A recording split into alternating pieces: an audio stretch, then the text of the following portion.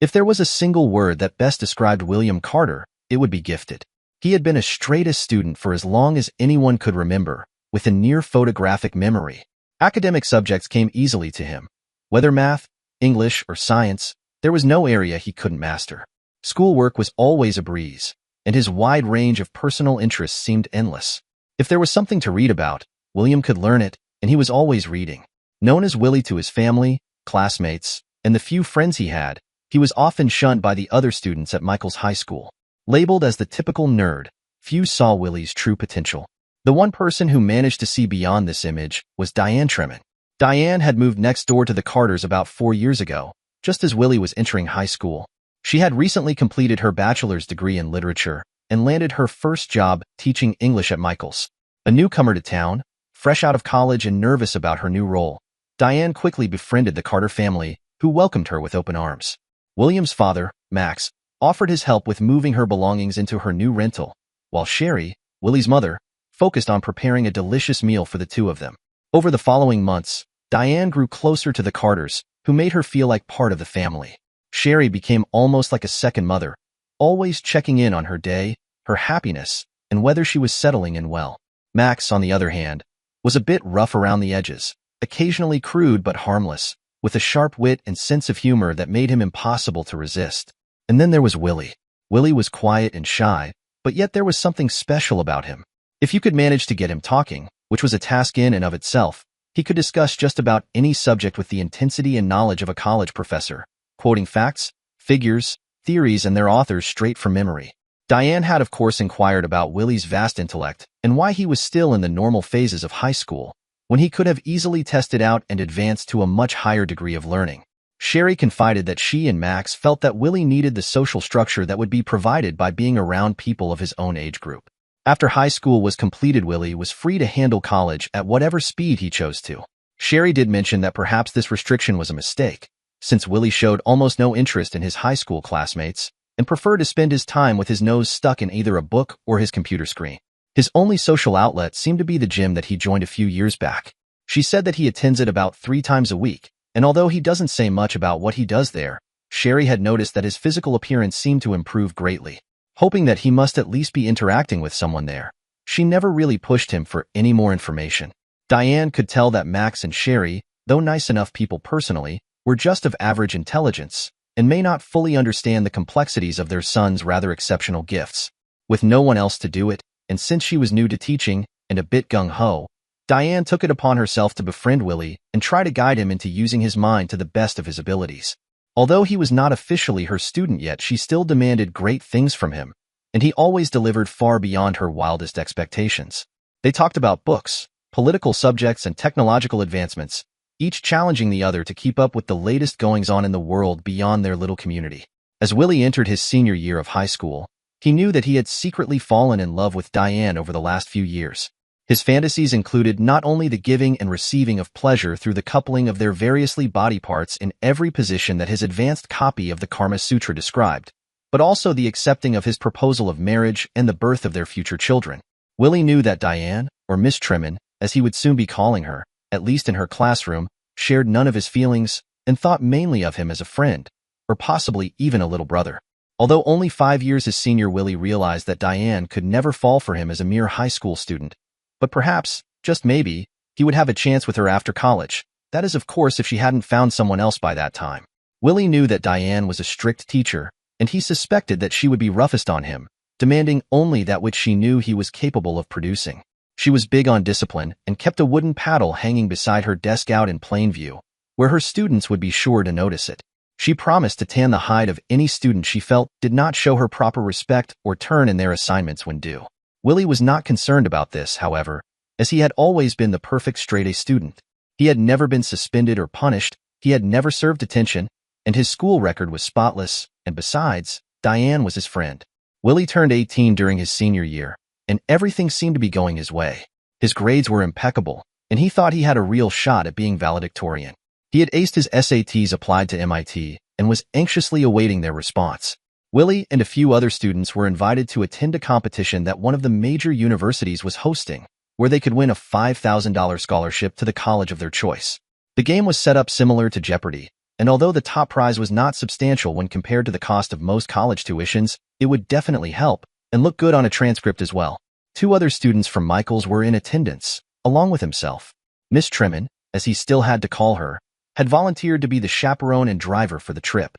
Harold Smith and Tricia Olson, who happened to be the principal's daughter, got knocked out in the early stages of the competition, but Willie not only managed to make it into the final round, he won the match, leaving his opponents who were favored to walk away with top prize scratching their heads. Diane watched in awe as Willie advanced in the rounds, showing the confident side of himself that he kept hidden from most of the people who knew him. Diane had always been attracted to highly intelligent men with strong personalities, and as she watched Willie, she picked up on something that only someone who knew him very well would have been able to notice. She started to suspect that he actually knew more of the answers than he was letting on. It was all very subtle, but she could see that when a question was asked, his hand would automatically twitch like he was reaching for the buzzer, and then stop suddenly.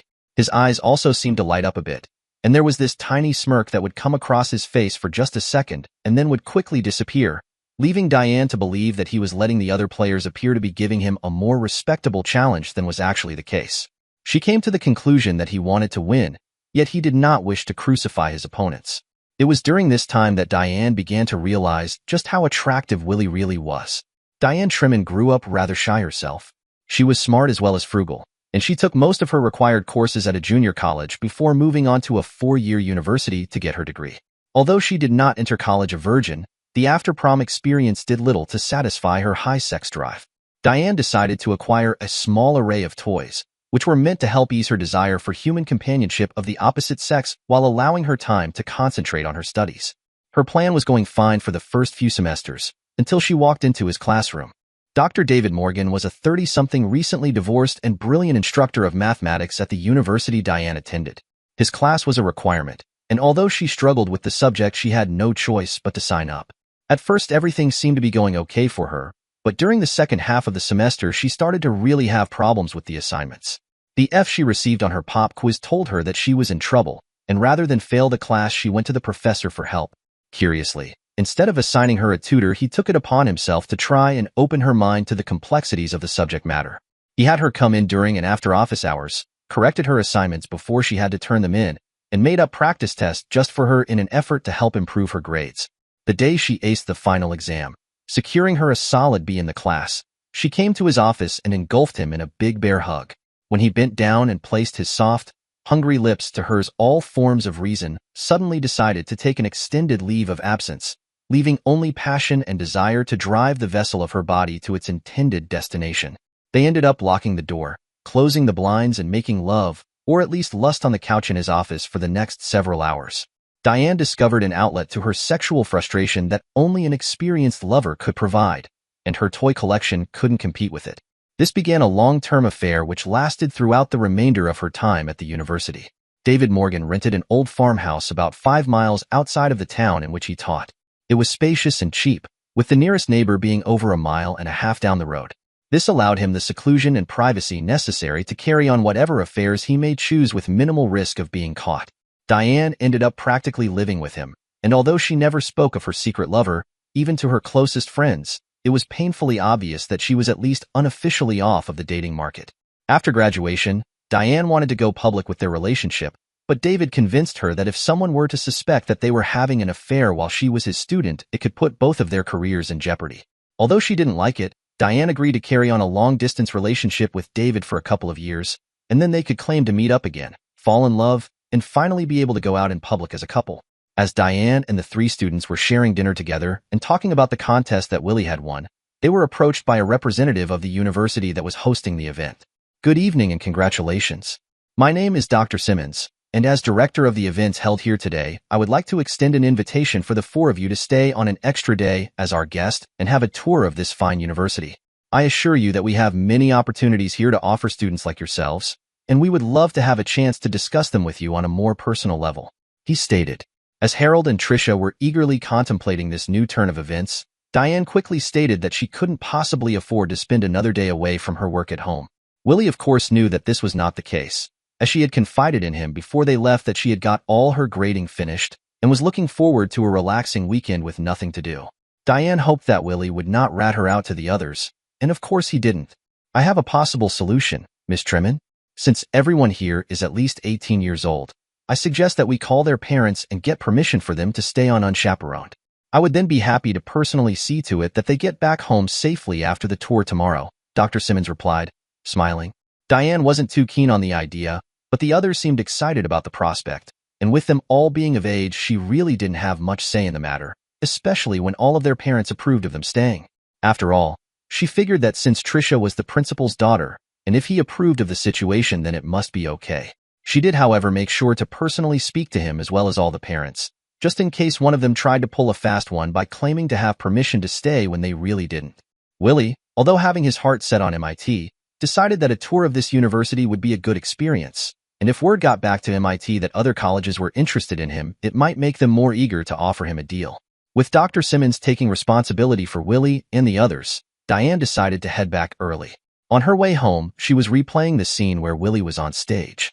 There was something different about him on that day. He showed confidence and strength. He stood tall and seemed older or more mature than his 18 years would suggest. If it came right down to it, she would have to describe his behavior tonight as nothing short of being sexy.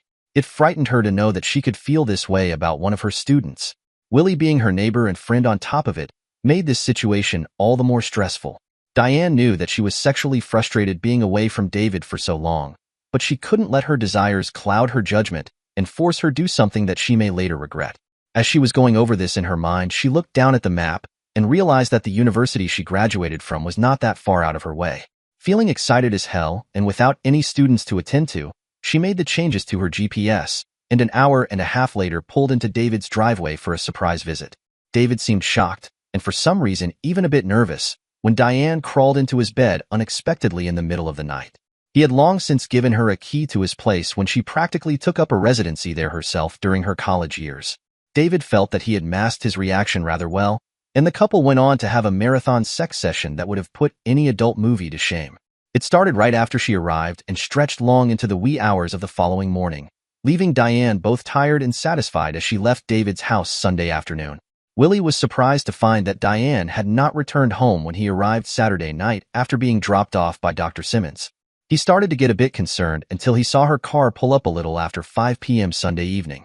He noticed from his window that she seemed happy, although a bit tired, as she made her way into the house. At first he was a bit put off, thinking that she may have been with a boyfriend all this time, but then he remembered her saying that some of her old girlfriends were at the event, and he convinced himself that she probably stopped off to see them on her way back. At any rate, he did have a fun time touring the college with Dr. Simmons, and knew that winning the Jeopardy contest would surely increase his chances of securing a scholarship to MIT. His final month of high school had been a whirlwind for Willie. Word got out how he had helped a few members of the football team when they were in danger of becoming ineligible to play due to failing grades. The tricks he showed them for remembering facts and dates helped tremendously in improving their test scores, and now, with the end of the school year looming, Willie's time had become a very sought-after commodity. A representative from MIT contacted him and said that although they preferred more extracurricular activities in their applicants, Willie's grades and SAT scores were more than enough to gain him admittance to their university, but to be granted a full scholarship he would have to be named valedictorian of his class. Willie didn't see this as a problem, as he only had about a week left to go now, and he was as usual acing all of his classes. With as busy as he'd become, Willie had not seen that much of Diane outside of class. He was, however, becoming slightly concerned with her demeanor as of recently. She seemed rather moody lately, even to the point of being short with him when he asked if she was feeling okay. She did apologize to him later, claiming that she thought she was coming down with a slight case of stomach flu. This puzzled Willie somewhat, as it was not the right time of year for something like that to be going around. Willie did not have time to dwell on it, though, as he was tutoring other students, preparing for his own graduation, and getting ready to start his new life as a college student. He had just finished up a 10-page report on William Shakespeare for Diane's class that he felt was some of his best work yet. This paper would be worth 30% of his semester grade, and he could hardly wait to hear Diane's reaction to it. Willie was sitting in Miss Tremond's class about a week before graduation, and he was really starting to get concerned. Diane was now not only moody, but she seemed to always be losing focus and yelling at everyone for no real apparent reason. She still refused to tell Willie what was bothering her, and he was seeing a side of his teacher and friend that quite frankly was not very appealing. Throughout all of this, he still was head over heels in love with her and hoped that one day in the near, or maybe not so near, future that she just might return his feelings. As the bell rang to signify that class had ended, Willie stood up ready to hand in his report when one of the guys that he had been tutoring stopped to thank him for his help. As they were chatting, there was some commotion coming from the hall, as happy seniors were enjoying their last days of high school. Miss Tremon angrily stormed out of her classroom to yell at them to keep quiet, while Willie walked up to her desk and set his report neatly on the top of the pile before being the last to exit the classroom to enjoy his weekend. The following Wednesday afternoon found Willie again sitting in Miss Tremon's classroom. Only this time they were lazily relaxing while a move played on the benefits of creative writing, and how one could use various styles to entice the imagination of his or her reader. Diane seemed different today, lost but focused, angry but controlled, almost like there was a split personality ready to take control at any given moment. All kinds of thoughts had passed through his mind as to what might explain her behavior, everything from a sick relative, to a relationship problem to an issue with her job. He just wished he knew what was bothering her. The movie ended right before the bell rang, and as she continued passing back the graded reports, she purposely skipped his desk. "Mr. Carter, would you please see me after class?" Now, any other time this statement would not have come as a surprise, as she would probably want to discuss how much she enjoyed his paper. But the way she said it and the coldness in her eyes made him wonder if he may have done something to upset her, although for the life of him he could not fathom what that would have been. "Mr. Carter, would you like to tell me why you did not turn in your paper last Friday?" she asked. "I don't know what you were talking about, Miss Tremon. I did turn it in. In fact, it should have been on the top of the pile in a red report cover," Willie replied, stunned at the accusation. "Well, Mr. Carter, I don't remember you turning it in. I have completely checked over all of the papers, and I did not find yours among them," she spat, still again referring to him as Mr. Carter instead of Willie. "I swear to you I turned it in on time. It was a 10-page paper on William Shakespeare, and I was just about to walk up to your desk when Billy stopped to thank me for tutoring him. It was during that time that we heard a commotion out in the hall. You went to investigate, and I went up to your desk and laid my paper on top of the pile," Willie replied. "So no one actually saw you turn in the assignment?" Miss Tremon asked. "Well, no, I don't think so. Look, it doesn't matter, the paper is still on my computer. I will just print out a new copy and bring it to you tonight after I get home," Willie stated. "I am afraid that will not do, Mr. Carter. It would not be fair to the rest of the class that you got an extra weekend to work on your assignment when everyone else had turned theirs in on time. You know that I don't accept late work, and you also know the consequences for not turning in an assignment," she angrily said. "But I turned it in on time. It is not my fault that it got lost," Willie exclaimed, now getting a bit angry himself. "I don't believe that it did get lost. I think that you got so busy that you did not get it finished. Now, instead of admitting your mistake, you were trying to weasel your way out by claiming that I misplaced your paper," she replied. Willie just could not believe what was happening. "Look, Diane," he began to say. "Miss Tremon to you, Mr. Carter," she loudly replied. "Sorry, Miss Tremon. Come over to my house tonight and look at my computer. There is a record showing when each file was last modified. I got done with that paper 3 days before it was due. There have been no changes to it since, and the records will show that," Willie said confidently. "I know how good you are with a computer, Mr. Carter, and I have no doubt in my mind that if you wanted to, you could easily modify the dates to show anything you wanted," she stated. "Diane, Miss Tremon, are you really listening to yourself? I thought we were friends. How can you possibly accuse me of such a thing?" he asked, totally stunned. "It wouldn't be the first time that a guy had tried to use friendship to get away with something," Diane spat back. "Look, I don't know what has gotten into you, but I swear I turned in that report Friday at the end of class. What you managed to do with it afterwards, I have no idea," Willie hotly replied. "Fine, if you're so certain that I misplaced it, I will look for it once more, but you had better be prepared to take your punishment tomorrow when I don't find anything," Diane snapped back. "Whether or not you find my paper has no bearing on the fact that I turned it in, and I refuse to be punished for a wrong that I did not commit," Willie stated. "I will look for your paper tonight, Mr. Carter, even though I feel it will be a complete waste of my time. But mark my words, if you refuse to accept your punishment tomorrow, I will have no choice but to give you an incomplete for this class, and you will not graduate, young man," she practically yelled as she was leaving the room. Willie was absolutely stunned at Diane's behavior. He didn't know what the hell was wrong with her, and at the moment he wasn't sure that he cared. He had to get home and talk with his parents. Hopefully they would have some clue how to resolve this situation before it became any worse. At home, Willie sat both his parents down and began to explain what had transpired between Miss Tremon and him that afternoon. "Why didn't you turn your paper in on time?" his mother asked. "Mom, I just got done explaining to you that I did turn it in. She must have lost it somehow," Willie frustratingly replied. "Well, I know, Diane. And I don't believe that she would be accusing you of not turning in your assignment unless she was sure, his mom stated. You know Diane. You know Diane. What about knowing me? Diane only moved across the street a few years ago. You've known me my whole life.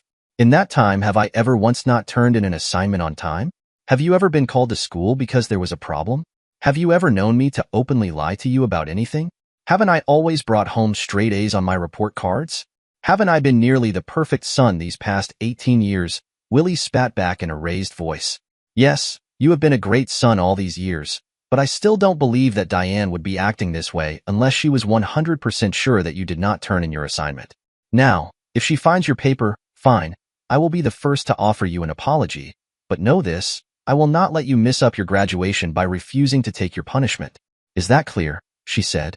Dad, will you please talk some sense into Mom?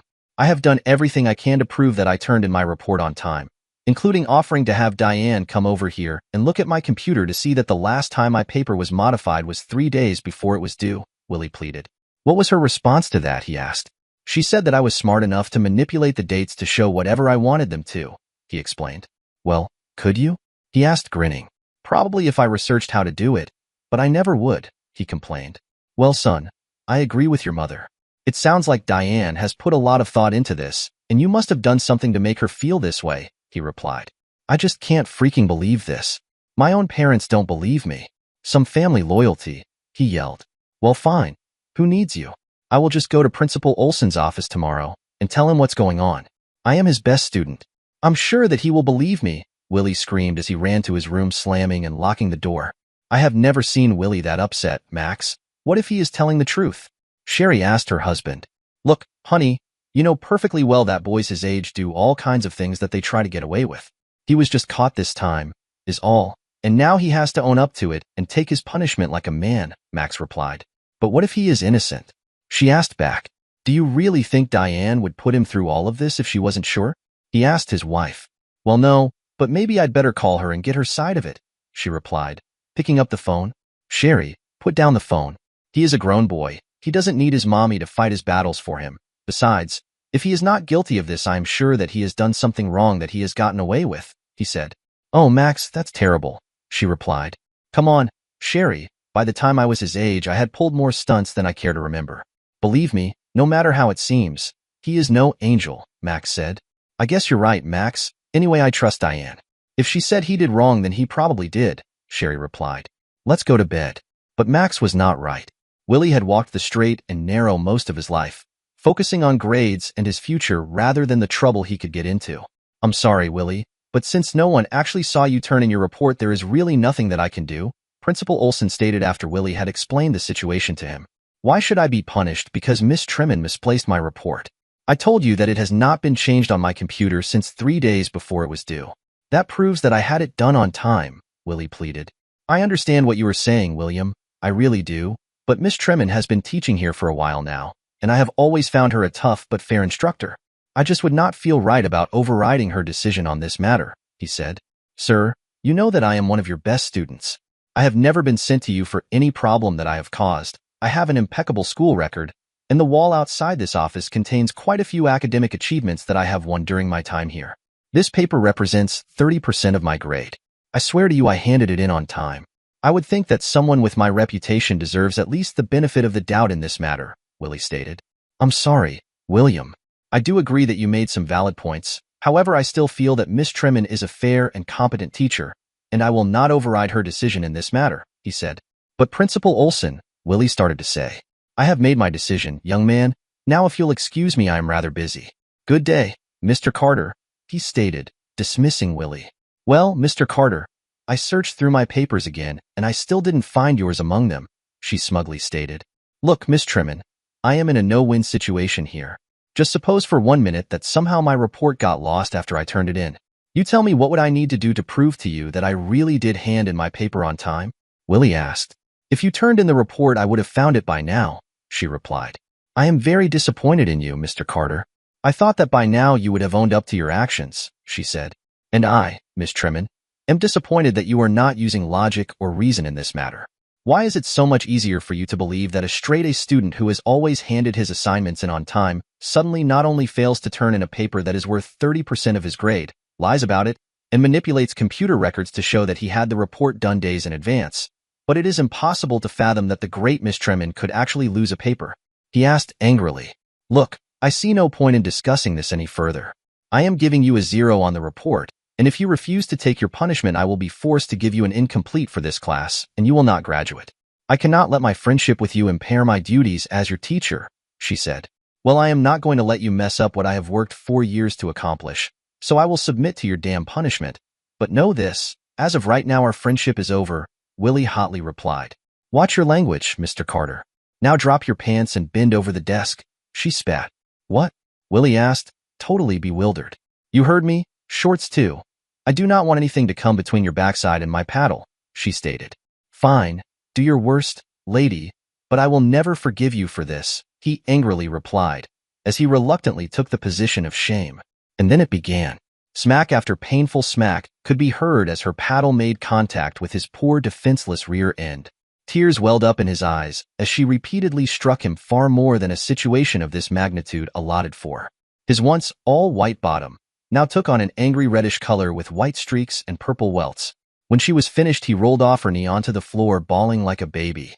I have to use the ladies' room, and then I will drive you home, she stated in a shaky, almost whispery voice. Diane really didn't have to use the restroom, but she did need a few minutes to compose herself. Spanking Willie had not been easy on her, but she felt he richly deserved it, even though she may have taken it a bit too far. Diane felt that she gave Willie every opportunity to come clean and admit that he had not handed in his report as he claimed. She thought that he would eventually have broken down and told her the truth, but alas, that was not the case. Diane was hopeful that they could somehow maintain their friendship, despite Willie's claim that it was over. After washing off her face with a wet paper towel, she walked back to the classroom, only to discover that Willie had already left. By some miracle, Willie actually managed to make it home safely, after nearly causing 2 accidents due to his inability to focus through the severe pain he was in. Willie entered his house through the back door and proceeded to limp and crawl to his room. He heard his father's voice yell, "How's everything, son?" as he began to chuckle, making Willie wonder how he had managed to live this long without realizing what a jerk his dad really was. "Max, you can be so cruel at times?" Willie's mother exclaimed. While knocking on his door, Sherry asked, "Honey, are you all right?" "Just leave me alone," Willie yelled back. "Let the boy be, Sherry. He is just licking his wounds." "He'll be fine," Max said. "Sometimes I wonder why I ever married you, Max Carter," his wife replied, leaving the room in a huff. Willie knew that what Diane did to him was far worse than the average school spanking. He had thought about going to the hospital, getting the authorities involved, and having her charged with abuse or assault and battery, but in the end he decided that he did not want the publicity that such an act would create. Willie did decide to document his injuries, and although it hurt like hell to do so, he got out his digital camera and reached behind himself to take a few photos of his tortured backside. Next, he gently applied some aloe lotion that he had left over from a previous sun burned to his throbbing bottom, laid down on his stomach, and cried himself to sleep. The next morning, things went from bad to worse for Willie. He knew that his parents had some business to attend to in town, and he pretended to be asleep until they left so he wouldn't have to deal with them. Tomorrow was graduation day, and then after the summer he would be off to MIT and away from all the people whom he felt had betrayed him. About 1 o'clock in the afternoon, his phone began to ring. Willie was going to ignore it when the caller ID showed that it was an out-of-state number. "Hello," Willie answered. "Hello, is William Carter there?" the voice asked. "Speaking," Willie replied. "William, this is Bill Bruster from MIT. I am calling to inform you that I checked on your records and found out that you ended up with the final grade of AC in your English class this semester. I am afraid that puts you out of the running to be valedictorian of your school. I am sorry, but that also makes you ineligible for the scholarship that you applied for," he said. "But Mr. Bruster, it is all a mistake. My teacher lost a report that I turned in last Friday, and as a result she gave me a 0 on the assignment, which brought my grade down to a C. It was an A before this happened, and I swear to you, sir, that I did turn my report in when it was due," Willie replied while visualizing his future crumbling before him. "I'm sorry, William, but my hands are tied. When your records show that you became ineligible, I had to award the scholarship to another student. Your grades and test scores are more than sufficient for enrollment at MIT, but I am afraid that you must come up with another form of financial aid. Unfortunately, you are required by law to claim your parents' income until such time as you turn 25 years of age, and that leaves you ineligible to qualify for any of our grant programs," he sadly stated. "I understand, Mr. Bruster. Thank you again for calling," Willie replied in a shaky voice. You're welcome, William, and again I am sorry, he replied before ending the call. Willie threw himself on the bed and began to cry. In a matter of just a few days, that bitch had not only caused him severe physical pain, but also managed to destroy something that he has worked his butt off for 4 years to try and accomplish. His butt, he thought. Yeah, don't even remind him of that, like he could really ever forget about it anyway, especially since it was still throbbing. After he calmed down a bit, Willie thought about all the people who have hurt him in the last few days. His dad, who laughed when he was in pain, his mom, who knew her girlfriend Diane better than she did her own son, his principal who had no trouble asking him to tutor some dumb jock so that he could still be eligible to play sports, yet was too busy to intervene on Willie's behalf when he had a problem, and last but certainly not least, Diane. She was supposed to be his friend, yet she had punished him so badly that he thought he might actually pass out, and then she managed to destroy his future in the process. Well, to hell with her, and to hell with them all, Willie concluded. I'm leaving. I don't care if I see this damn town or anyone in it ever again, Willie decided.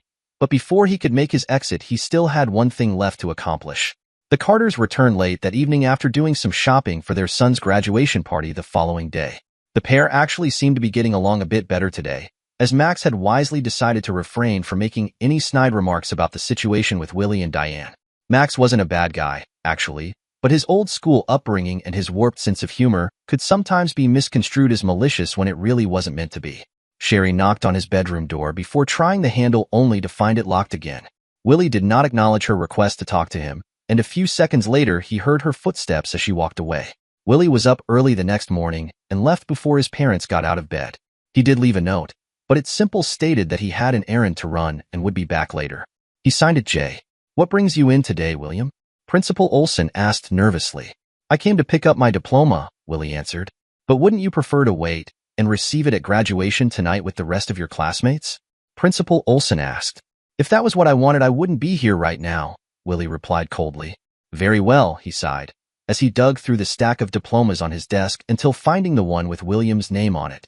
While bidding him congratulations, his principal stood and handed Willie the document in one hand, while extending his other for the customary handshake. Willie took his diploma but did not return Principal Olson's gesture. I'm sorry that it has to end like this. You were always one of my brightest students, Mr. Olson remarked. Why should you be sorry? Willie asked. Tricia will be named valedictorian now, just like you wanted. You don't worry, because I have no intention of telling her how she was only awarded such an honor after I got screwed out of it, Willie spat. Are you accusing me of not helping you because I wanted my daughter to be named valedictorian? He asked, red-faced. I'll have you know, young man, that I am not in the habit of coming between a student and their instructor's supervisory methods, he stated with conviction. Is that why last year you talked Mrs. Simmons into letting Luke Tanner, who was captain of the football team, retake his history test, even after he was caught cheating on it the first time around? Or the semester before that when you begged Mr. Clark into allowing the basketball team to use their calculators on his math tests? My sophomore year you threatened to fire Miss Lewis if she didn't give Ed Dover, who was quarterback at the time, a makeup quiz that was rumored to be so easy a fifth grader could have passed it. I even recall you offering to pay me out of your own pocket to tutor Jeff Jenkins so that he wouldn't miss the opening game against Glen Oak, Willie replied, totally taking the wind from his principal's sail. It seems to me that you have no problem sticking up for the jocks, but when it comes to an academic like me, you couldn't be bothered to lift a finger to help, even though you knew I was getting a raw deal. There are over a dozen awards with my name on them sitting right next to the sport trophies in the display case down the hall. Yet I'm not important enough for you to take 5 minutes out of your day to have a talk with Miss Tremont about her unreasonable behavior. I turned in that report, and if my computer file confirming its last modified date to be 3 days before the paper was due was not enough to convince you, then my straight-A transcripts and perfect school record sure as hell should have at the very least awarded me the benefit of the doubt, Willie demanded. I know that you're upset, and perhaps you have a right to be, but if you wish to continue to speak to me, I must ask that you refrain from using any more profanity, his principal said. Well, you won't have to worry about my foul language anymore, because after today I am leaving Michael's. I don't care if I ever see this town or anyone in it ever again, Willie exclaimed. Your parents still live here, Principal Olson reminded him.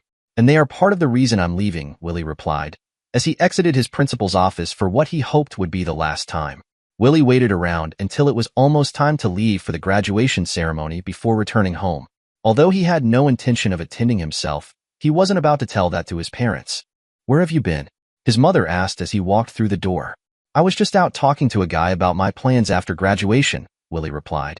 Are you okay, son? she asked. I will be, he replied. Well, I just wanted to say. She started before being interrupted by her son. Mom, I don't want to talk about it, especially not today. Why don't you and Dad take off so you can get a good seat? I am obviously not ready to leave just yet, he said, heading for his room. All right, but do try and hurry. You wouldn't want to miss your own graduation, she said. Willie did not respond to her statement, for he had every intention of doing exactly that.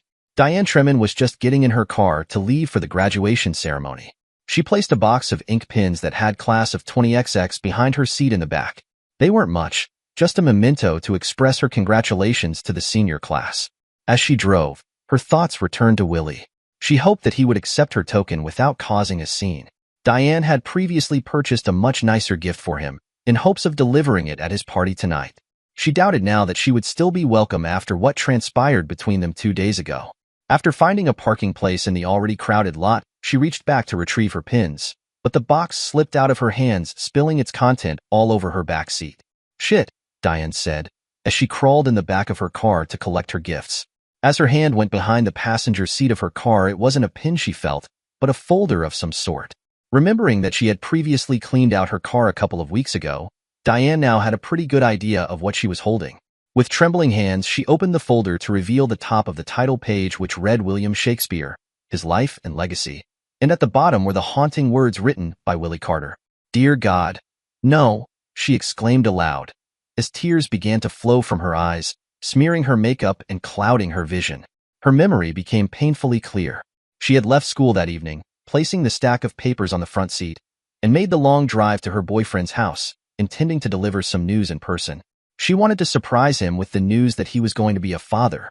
The house was dark when she pulled into the driveway, and after turning off the engine, she used her key to enter. Her plan was to quietly slip inside, but as she opened the bedroom door, she was the one who was surprised. What the hell? She screamed as she saw the shocking sight before her. There on the bed was her former professor, the father of her unborn child, with his face buried in the chest of another woman. Diane, what are you doing here? Asked her stunned lover. What am I doing here? I think the question is, who are you doing here? Diane spat angrily. Diane, you really should have called. This is not a good time, he said. Funny, it looked like you were having a good time to me, she replied. Diane, this is Tiffany, one of my students. She came to me asking for help a few weeks ago, and well, one thing led to another. His voice tapered off. Well, Tiffany, I sure hope you were smarter than I was and used birth control. Otherwise, he might have another kid on the way besides the one he implanted in me, Diane retorted, addressing her now ex-boyfriend through his lover. You're pregnant? He asked, completely bewildered. Yes, I am an a-hole, and I'm so glad that I decided to make the trip to tell you in person, rather than relying on just an impersonal phone call. This is so much more intimate, don't you think? She sneered. Diane, we need to talk, he stated. Oh no, we can't tonight. Why, I wouldn't dream of coming between you and Barbie's study time. I'll just go and you can call me when you get done with your, tutoring session. Then turning to his lover, she replied, you really are a fortunate young woman, you know. He is quite dedicated to his students, and you're in very capable hands, she spat. Yes, I am, replied the girl smugly, and by the way, my name is Tiffany, not Barbie, she leered. Oh, believe me, I know that, dear, Diane coldly responded before turning to leave. She was already backing out of the driveway when David came out of the house still shirtless to try and flag her down. Diane was too quick for him, however, and peeled out of the farmhouse, leaving a trail of dust and the squeal of tires to echo her cries in the night. How she made it home that evening, God only knows. But standing there next to her car, Diane remembered that she had to reach between the seat and her passenger door to retrieve some of the reports that had been scattered due to her reckless driving. When she noticed that Willie's report was not among her pile, Diane did check the front passenger side of her car, but it never occurred to her that one of the folders could have fallen behind the back seat. Now that she thought about it, Willie did mention that his report was on the top of the pile, so she should have reason that this could have been possible. Forgetting about her box of graduation mementos, Diane raced into the school with his report in her hand and frantically combed through the rows of seniors. Willie was not among them. Next, she turned to the crowded seats of the gymnasium and anxiously scanned each section until she finally spotted her neighbors. Diane, my God, honey, what's wrong? Asked Willie's mother. Where is Willie? She asked in a panic. He should be on his way, I hope. He was not ready when we left, but I think that was just an excuse not to have to ride with us. He has always been a quiet person, but I have never seen him act like this before. Just what went on between the two of you, anyhow? Sherry asked. Oh, Sherry, I screwed up big time. I was just now getting something out the back seat of my car, and look at what I found, she said. Is that what I think it is? Sherry asked with a sickening look on her face. Yes, it's Willie's report. The one that he swore he turned in. The one I accused him of lying about. The one I punished him for, Diane sobbed. No wonder he is acting so strangely. Willie had always had this thing about injustice. When he was younger, if he did something wrong, which wasn't very often, he would be the first to own up to it. But if he felt he was innocent, he would fight with every fiber of his being to be exonerated. I guess I forgot about that, Sherry stated. He hates me, doesn't he? Diane asked meekly.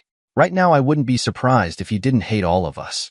Max and I blew him off when he came to us swearing that he handed in the assignment. We felt that you wouldn't have accused him unless you were sure, so we figured he was just going through some type of teenage rebellion phase, Sherry explained. I should have believed Willie, but instead I not only accused him of lying, I accused him of tampering with the dates on his computer to back up his lie. I have to go find him. I have to apologize and beg him to forgive me. Oh God, he said before I spanked him that he never would do that. What if he meant it? Diane asked to no one in particular. Diane, calm down, Max said. I'm not sure that going to him right now is the best idea. In fact, I don't think you should tell him you found his report at all, Max stated to the bewilderment of the two ladies. Max, are you insane? We have to tell him, Sherry said. No, we don't. Now before you go crazy, just hear me out. If you tell him that you found his report, he will be like, see, I told you so, and constantly be throwing it back in our faces that we were wrong for not trusting him. However, if you tell him that you decided not to punish him twice and let him turn in a makeup report to change his grade, you come out looking like the gracious party, Max explained. Max, I did find his report. How could I possibly look him in the eye and tell him I didn't, especially after what I did to him? I spanked him far worse than the situation called for. I was mad because I thought he was lying to me, and I took his punishment way too far, Diane replied. Look, Diane, he is a teenage boy. If he didn't do this, I am sure he did something bad that he got away with. All teenagers do. If you tell him that you found his report, we will never hear the end of how he was right and we were wrong, Max said. Max, is that all you care about? You had better listen and listen good, because I am going to Willie and tell him that I am sorry for not believing in him. And if you don't want to take up permanent residence on the couch, you had better do the same, Sherry stated, ending the argument.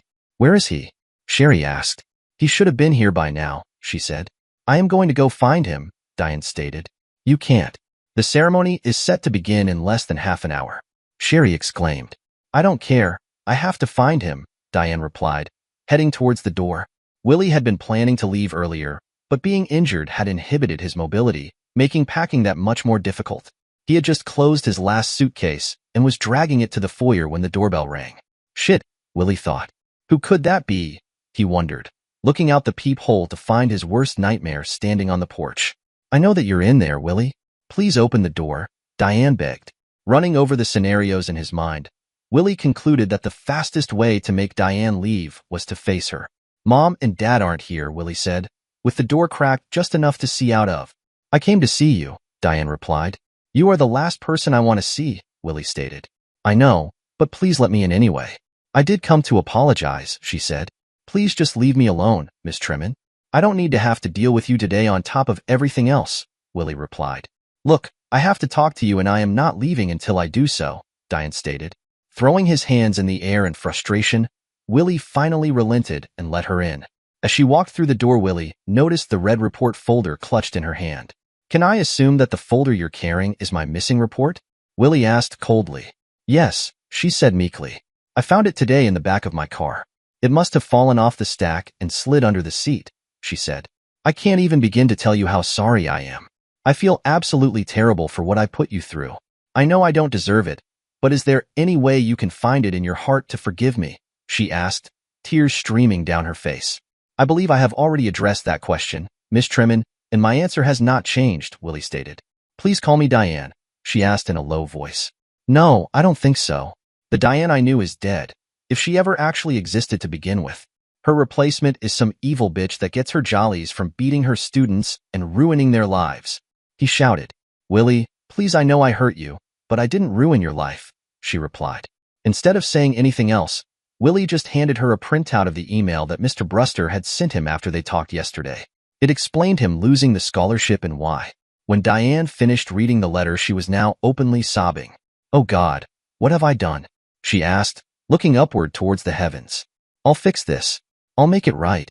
First thing Monday morning, I will call this Mr. Bruster and tell him it was a mistake. I will say that all of this was my fault.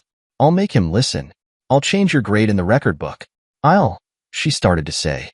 "Enough," Willie yelled, getting her attention. He already gave the scholarship to another student. "It's too late," Willie replied as a tear rolled down his own cheek. Feeling that he said all that was needed, Willie picked up one of his suitcases and headed towards the door. "Wait a minute, where are you going, and why aren't you dressed for graduation?" Diane asked, finally noticing his attire. "Where I am headed is away from this damn town and everybody in it. As for graduation, I'm not going," Willie said. "You have to go. You need to get your diploma," Diane replied. "I already did that hours ago," Willie said. "What are you talking about?" Diane asked. "I went to Principal Olson's office first thing this morning and picked up my diploma," he said. "But why would you do that? You deserve to graduate with your class," she argued. "Oh, really? So let me get this straight. After everything else that I have been put through, you want me to go sit on some hard bench for 2 hours listening to boring speeches, my butt on fire the entire time, and then I am supposed to get up stiff as a board and try to make my way to the podium struggling to maintain the appearance that everything is normal, all the while attempting to dodge the so-called well-wishers, who after knowing what you did to me will be trying to give me congratulatory slaps on the butt to see if they can make me jump or physically cry out in pain. Just what the hell did I do to deserve that?" Willie screamed. "But your parents will be devastated if you don't show up," Diane whispered. "Oh yes, let us not forget my loving parents. I went to them begging for their help, and do you know what they told me? My mom said that she knew her friend Diane, and if you said that I didn't turn in my report, then I must not have. I have been a near-perfect son to them, a straight-A student from day one. They have never once had to come to the school because I was in trouble. I am mature and level-headed. I have won countless awards, and before this little disaster took place, I had secured a scholarship at one of the finest universities in the country, and yet she chose to believe a woman whom she's only known a short while over her own son. Dad was even worse. He said that he believed you, but on the slim chance that I might be telling the truth, I probably deserve to be punished anyway for getting away with some imaginary offense that I was never caught doing. You can probably see why I am not too concerned about their feelings," Willie replied. "Besides, they would have had to be at the ceremony anyway, because that idiot cousin of mine has finally managed to graduate," he said as an afterthought. Desperate to get him not to leave, Diane tried to come up with a solution.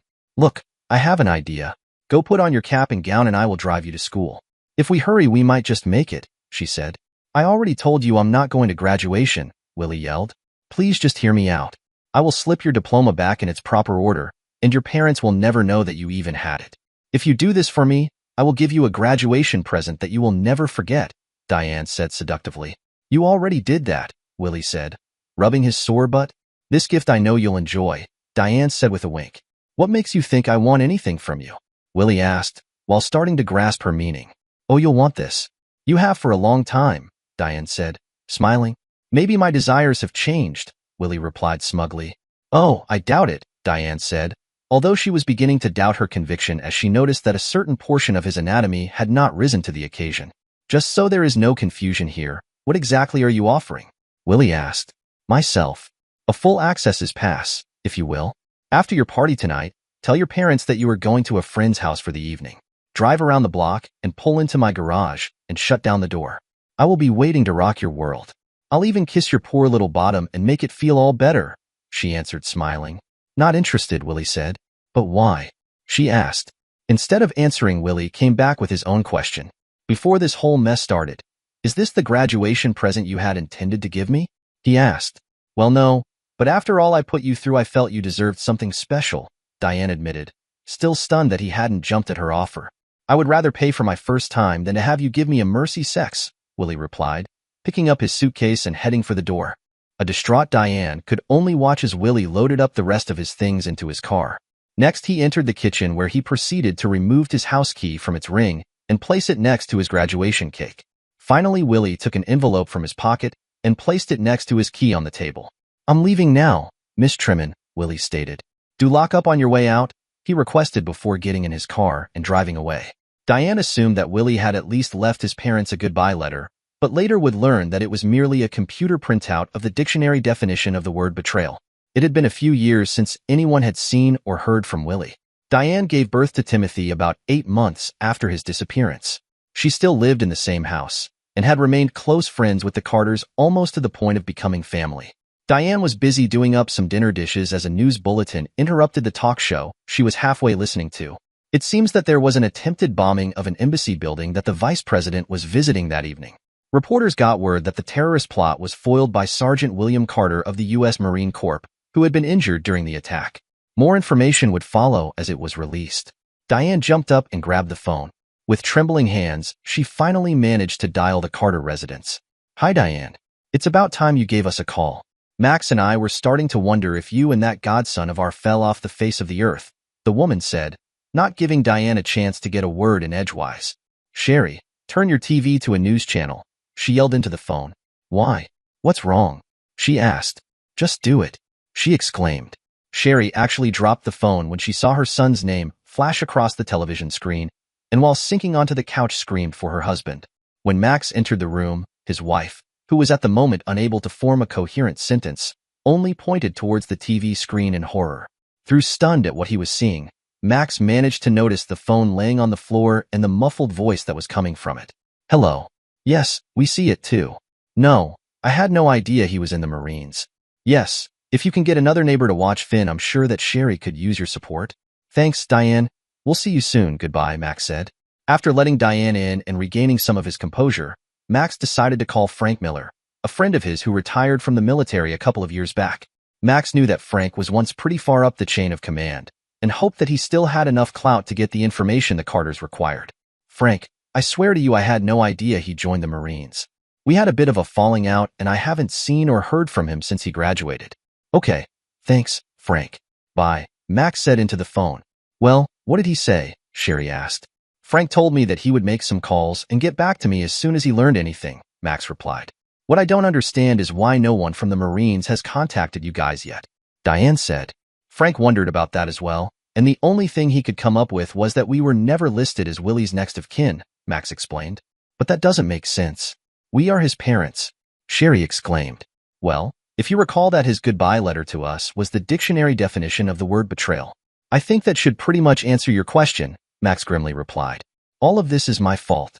If it hadn't been for me, Willie would be sitting in a dorm room at MIT right now, instead of being in some hospital bed in a foreign country," Diane stated through her tears. "Diane, we have been through this. We all did wrong by Willie. It wasn't just you," Sherry said. "Maybe so, but I am the one who started it all," Diane stated. "Look, we can all play the blame game some other time. Right now we need to focus on what is important, and that is finding out where Willie is and getting to him," Max exclaimed, taking control of the situation. Just then Max's phone began to ring, and the caller ID said Frank Miller. "Yes, Frank. Okay, let me write this down. Okay, yeah. Thanks again, Frank. I can't tell you how much I appreciate this." "Okay, bye," Max said. Frank said that Willie's location was being kept classified for security reasons, but he gave me a number to call, Max explained. Max dialed the number, and within a half an hour, there were 2 military personnel making their way through the crowd of news reporters that had since showed up at the Carters' door. After introducing themselves and confirming the identities of Diane and the Carters, the colonel began to explain the situation. It seems that William was a member of an elite security team whose job was cracking codes used by the enemy to send secret messages between one another. Somehow William learned of the attack, and for reasons which have now been classified, took it upon himself to investigate. As best we could tell, there was an exchange of gunfire which wounded William but killed the other 2 assailants. William apparently drove their vehicle, which was loaded with enough explosives to destroy the entire building and everyone inside it, to a nearby bridge, jumping out just in time before the truck was sent over the railing and into the river where it exploded. William is being credited with saving the lives of the vice president, who was visiting there that day, several ambassadors, and everyone else in the building as well as the surrounding area, Colonel Bucket explained. "What about Willie? Is he all right? When can we see him?" Sherry asked, throwing questions at him a mile a minute. "William is in a private hospital in an undisclosed location under heavy guards for security reasons. You are not listed as a next of kin, and I am afraid I cannot discuss his medical condition with you, except to say that he is alive," the colonel replied. "Look, Colonel, we had a sort of falling out with Willie a few years back, but he is still our son. You and I both know that the president will use this situation to advance his political agenda. There are over 20 reporters standing right outside that door. I could either reply to their questions with no comment, Or I could tell them how the military is keeping us from our wounded son, the hero, and refusing to give us any information about his medical condition. Just what type of publicity do you wish to generate? Max asked.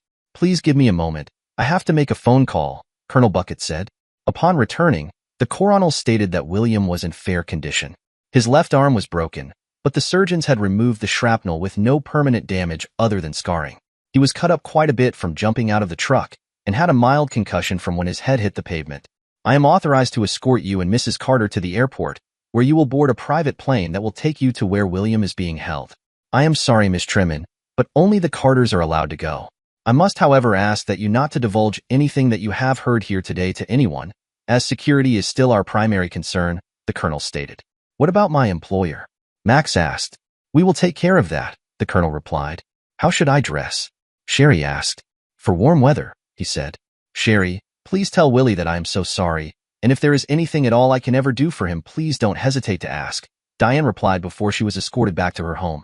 48 hours later, the Carters found themselves in a small hospital of which they had no idea of its location. Sergeant, you have visitors, his commander said. Who are they? William asked. It's your parents, he answered. What are they doing here? Willie asked, bewildered. They came to see you. Shall I send them in? His commander asked. Are they alone? Willie wanted to know.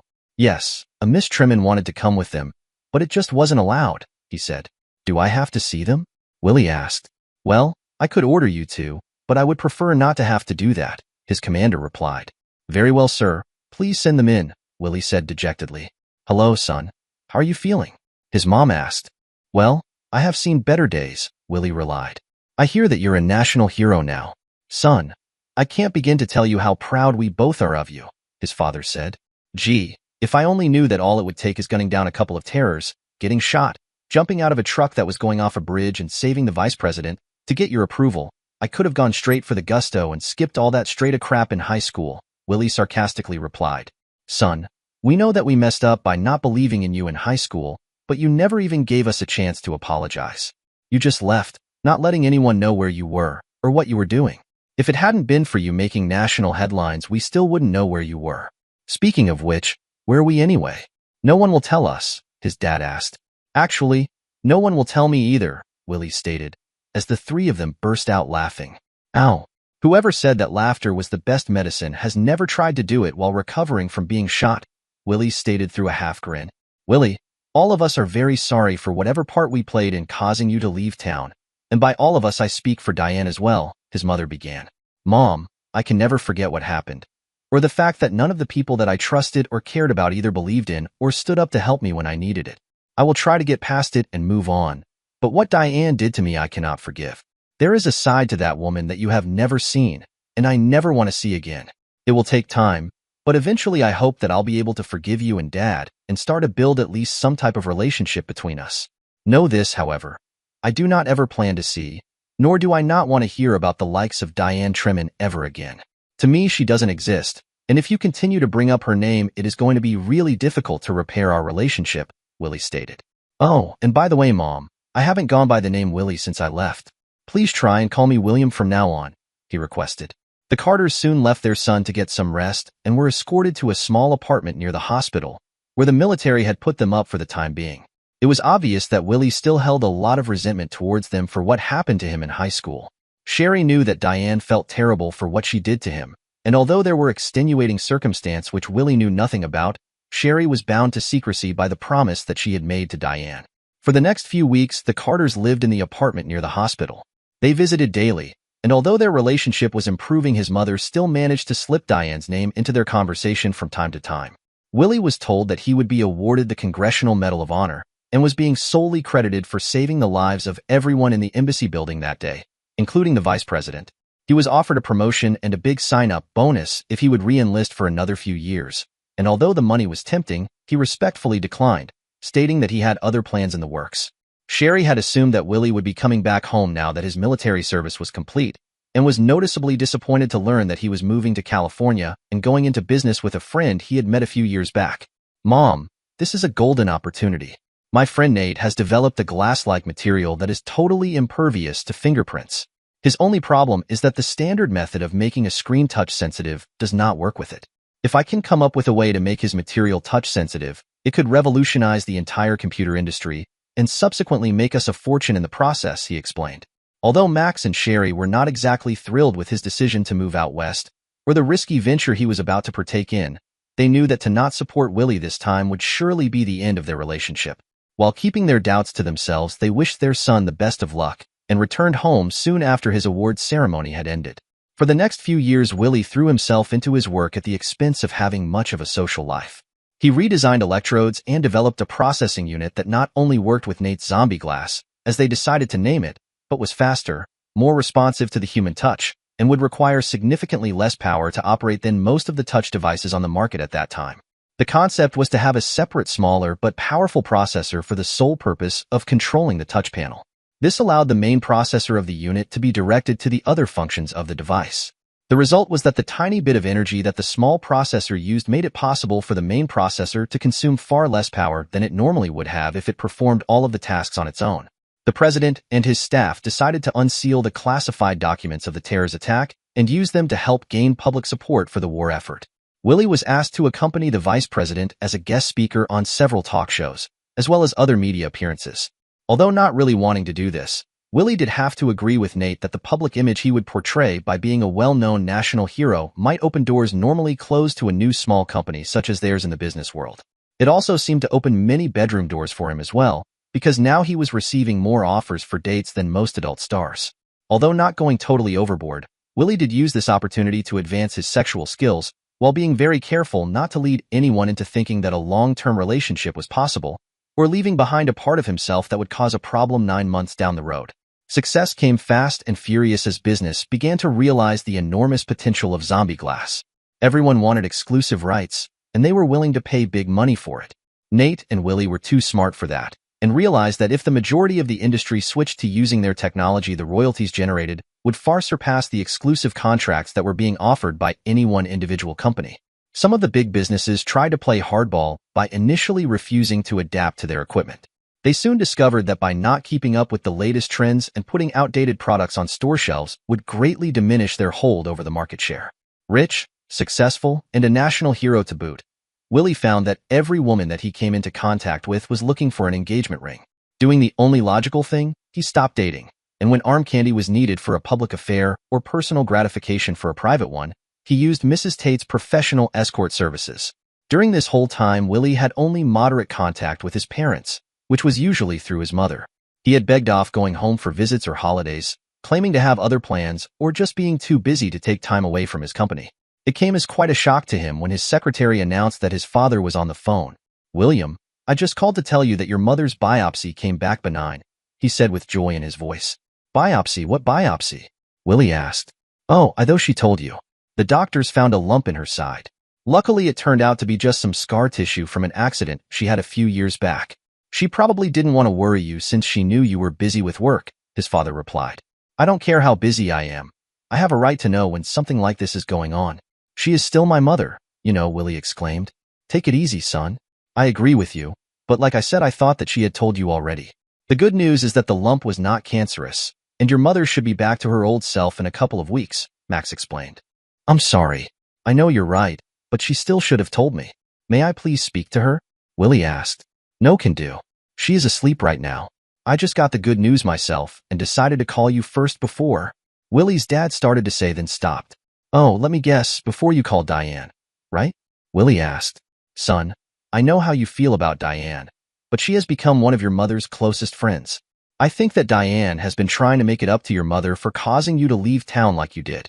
All three of us carry the blame for what happened, and I don't see any one of us forgiving ourselves anytime soon. Diane became very depressed after you left.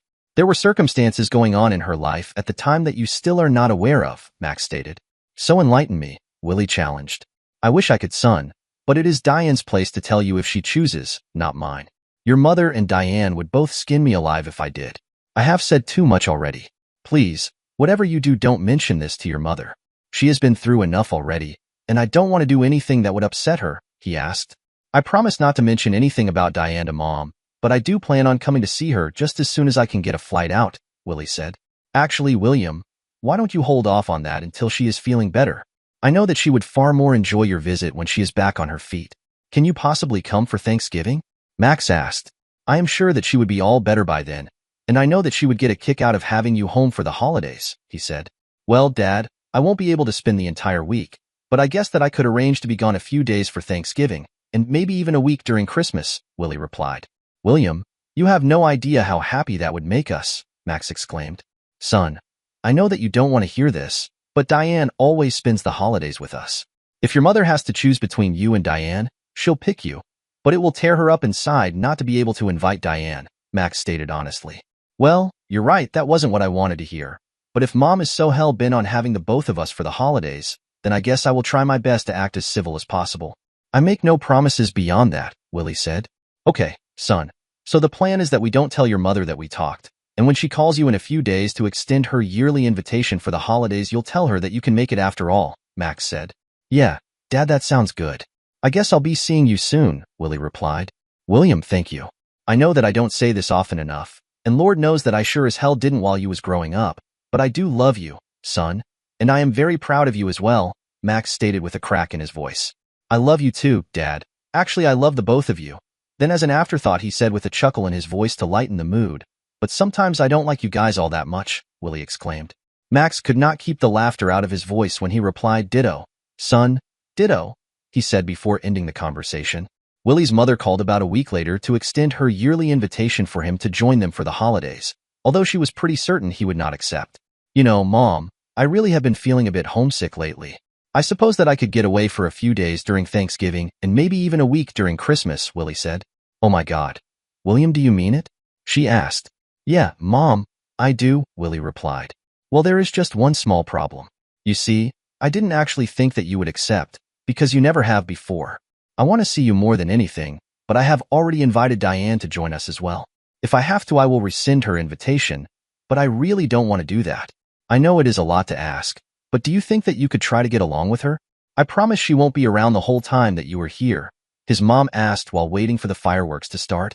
Mom, I don't ever see myself forgiving Diane for what she did, but I know that the two of you have become really good friends. If it takes putting up with the likes of her for a few hours to be able to visit you, then I guess I can try and be civil, Willie stated. Oh, Willie, you have made me so happy. I can't wait to get started. I'm going to cook all your favorites. We'll have turkey, stuffing, mashed potatoes and gravy, green bean casserole, homemade bread, pies, cakes, she was saying before being interrupted. Mom, please, if I eat all of that, I may have to go shopping for all new clothes because my current ones won't fit anymore. Besides, you don't need to go to that much trouble. I am just coming for a visit, Willie said. Nonsense, it will be my pleasure. You just stay out of my kitchen and leave the menu to me.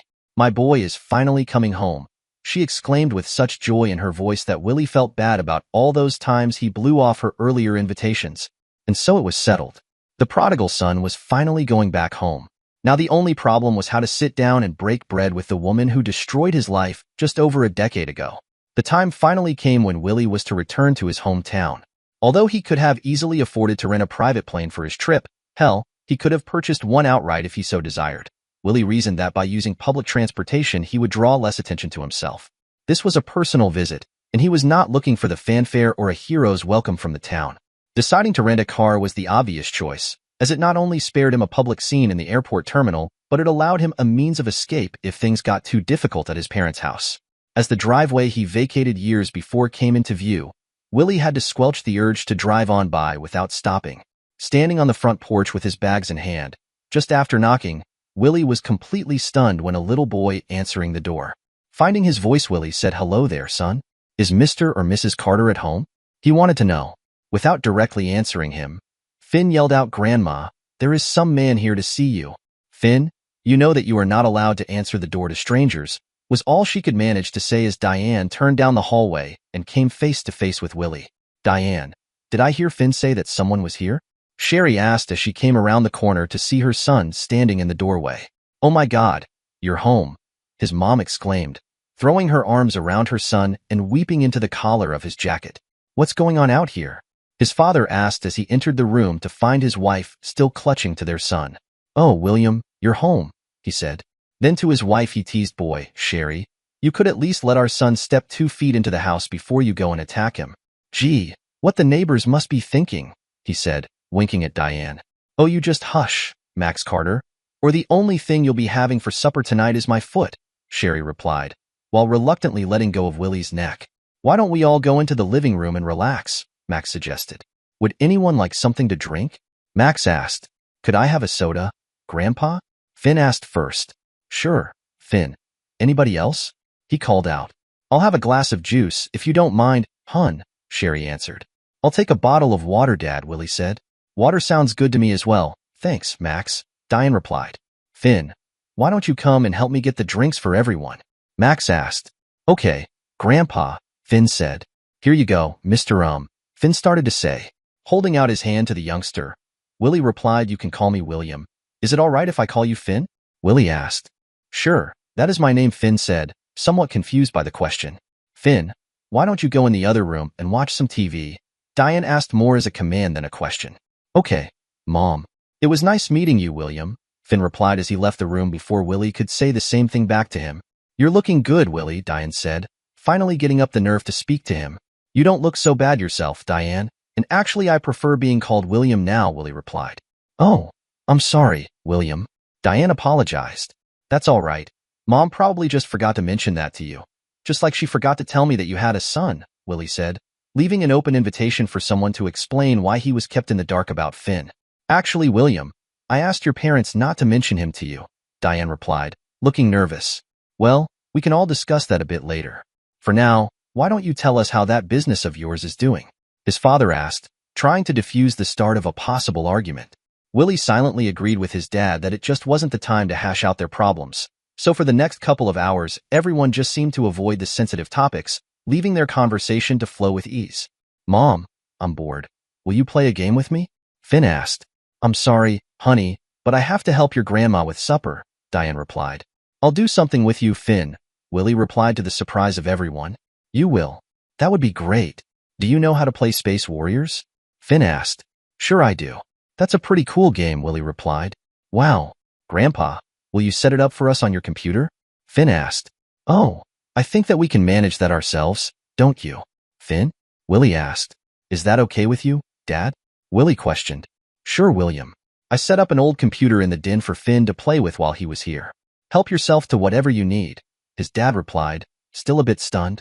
For the next hour, the two women stayed in the kitchen preparing the meal, while Tim and Willie bonded over the destruction of the alien invasion force. When it was time to eat, Finn did not want to quit playing, but soon realized that filling his empty stomach was suddenly more important than the rescue of the free world. Thanksgiving dinner was outstanding, as Willie could not remember a time where he had ever consumed so much food. After practically being pushed out of the kitchen by the two women, who completely refused all offers he made to help with the cleanup, Willie adjourned to the living room, where he and his dad spent the next hour watching football until Finn once again demanded his attention. The pair continued to play various games until dessert was served. Willie had no idea how, but he did manage to polish off the large piece of pie a la mode that his mom served to him despite his nearly bursting stomach. When the evening had come to an end, Sherry had some leftovers for Diane to take back home and Finn had fallen asleep on the couch. Well, I suppose that I can take these across the street first and then come back to get Tim, she said. Ah, he looks so peaceful laying there that I hate to wake him, Sherry exclaimed. I know, but he can't stay there all night, Diane replied. Look, why don't we do this? Throw a blanket over him, and if Diane can manage the food, I will carry Finn back home. If we're lucky, he won't even wake up, Willie suggested. You really don't have to do that, Diane protested. I know, but he has had a long day, and if he were to wake up now, he might not be able to get back to sleep. I'm sure you ladies will want to be up early tomorrow to hit the after Thanksgiving sales, and the last thing that you need is a tired and cranky little boy on your hands, Willie reasoned. Well, if you really don't mind, that would be great, thank you, Diane said. No problem, was his muffled reply. Wrapping Finn up in a blanket, Willie quickly lifted the little guy in both arms and walked the short distance to Diane's house. Directing him to Finn's bedroom, Diane stood in the doorway and watched Willie lay the boy comfortably in his bed before pulling the covers up around him and bending down to place a small kiss on Tim's forehead prior to leaving the room.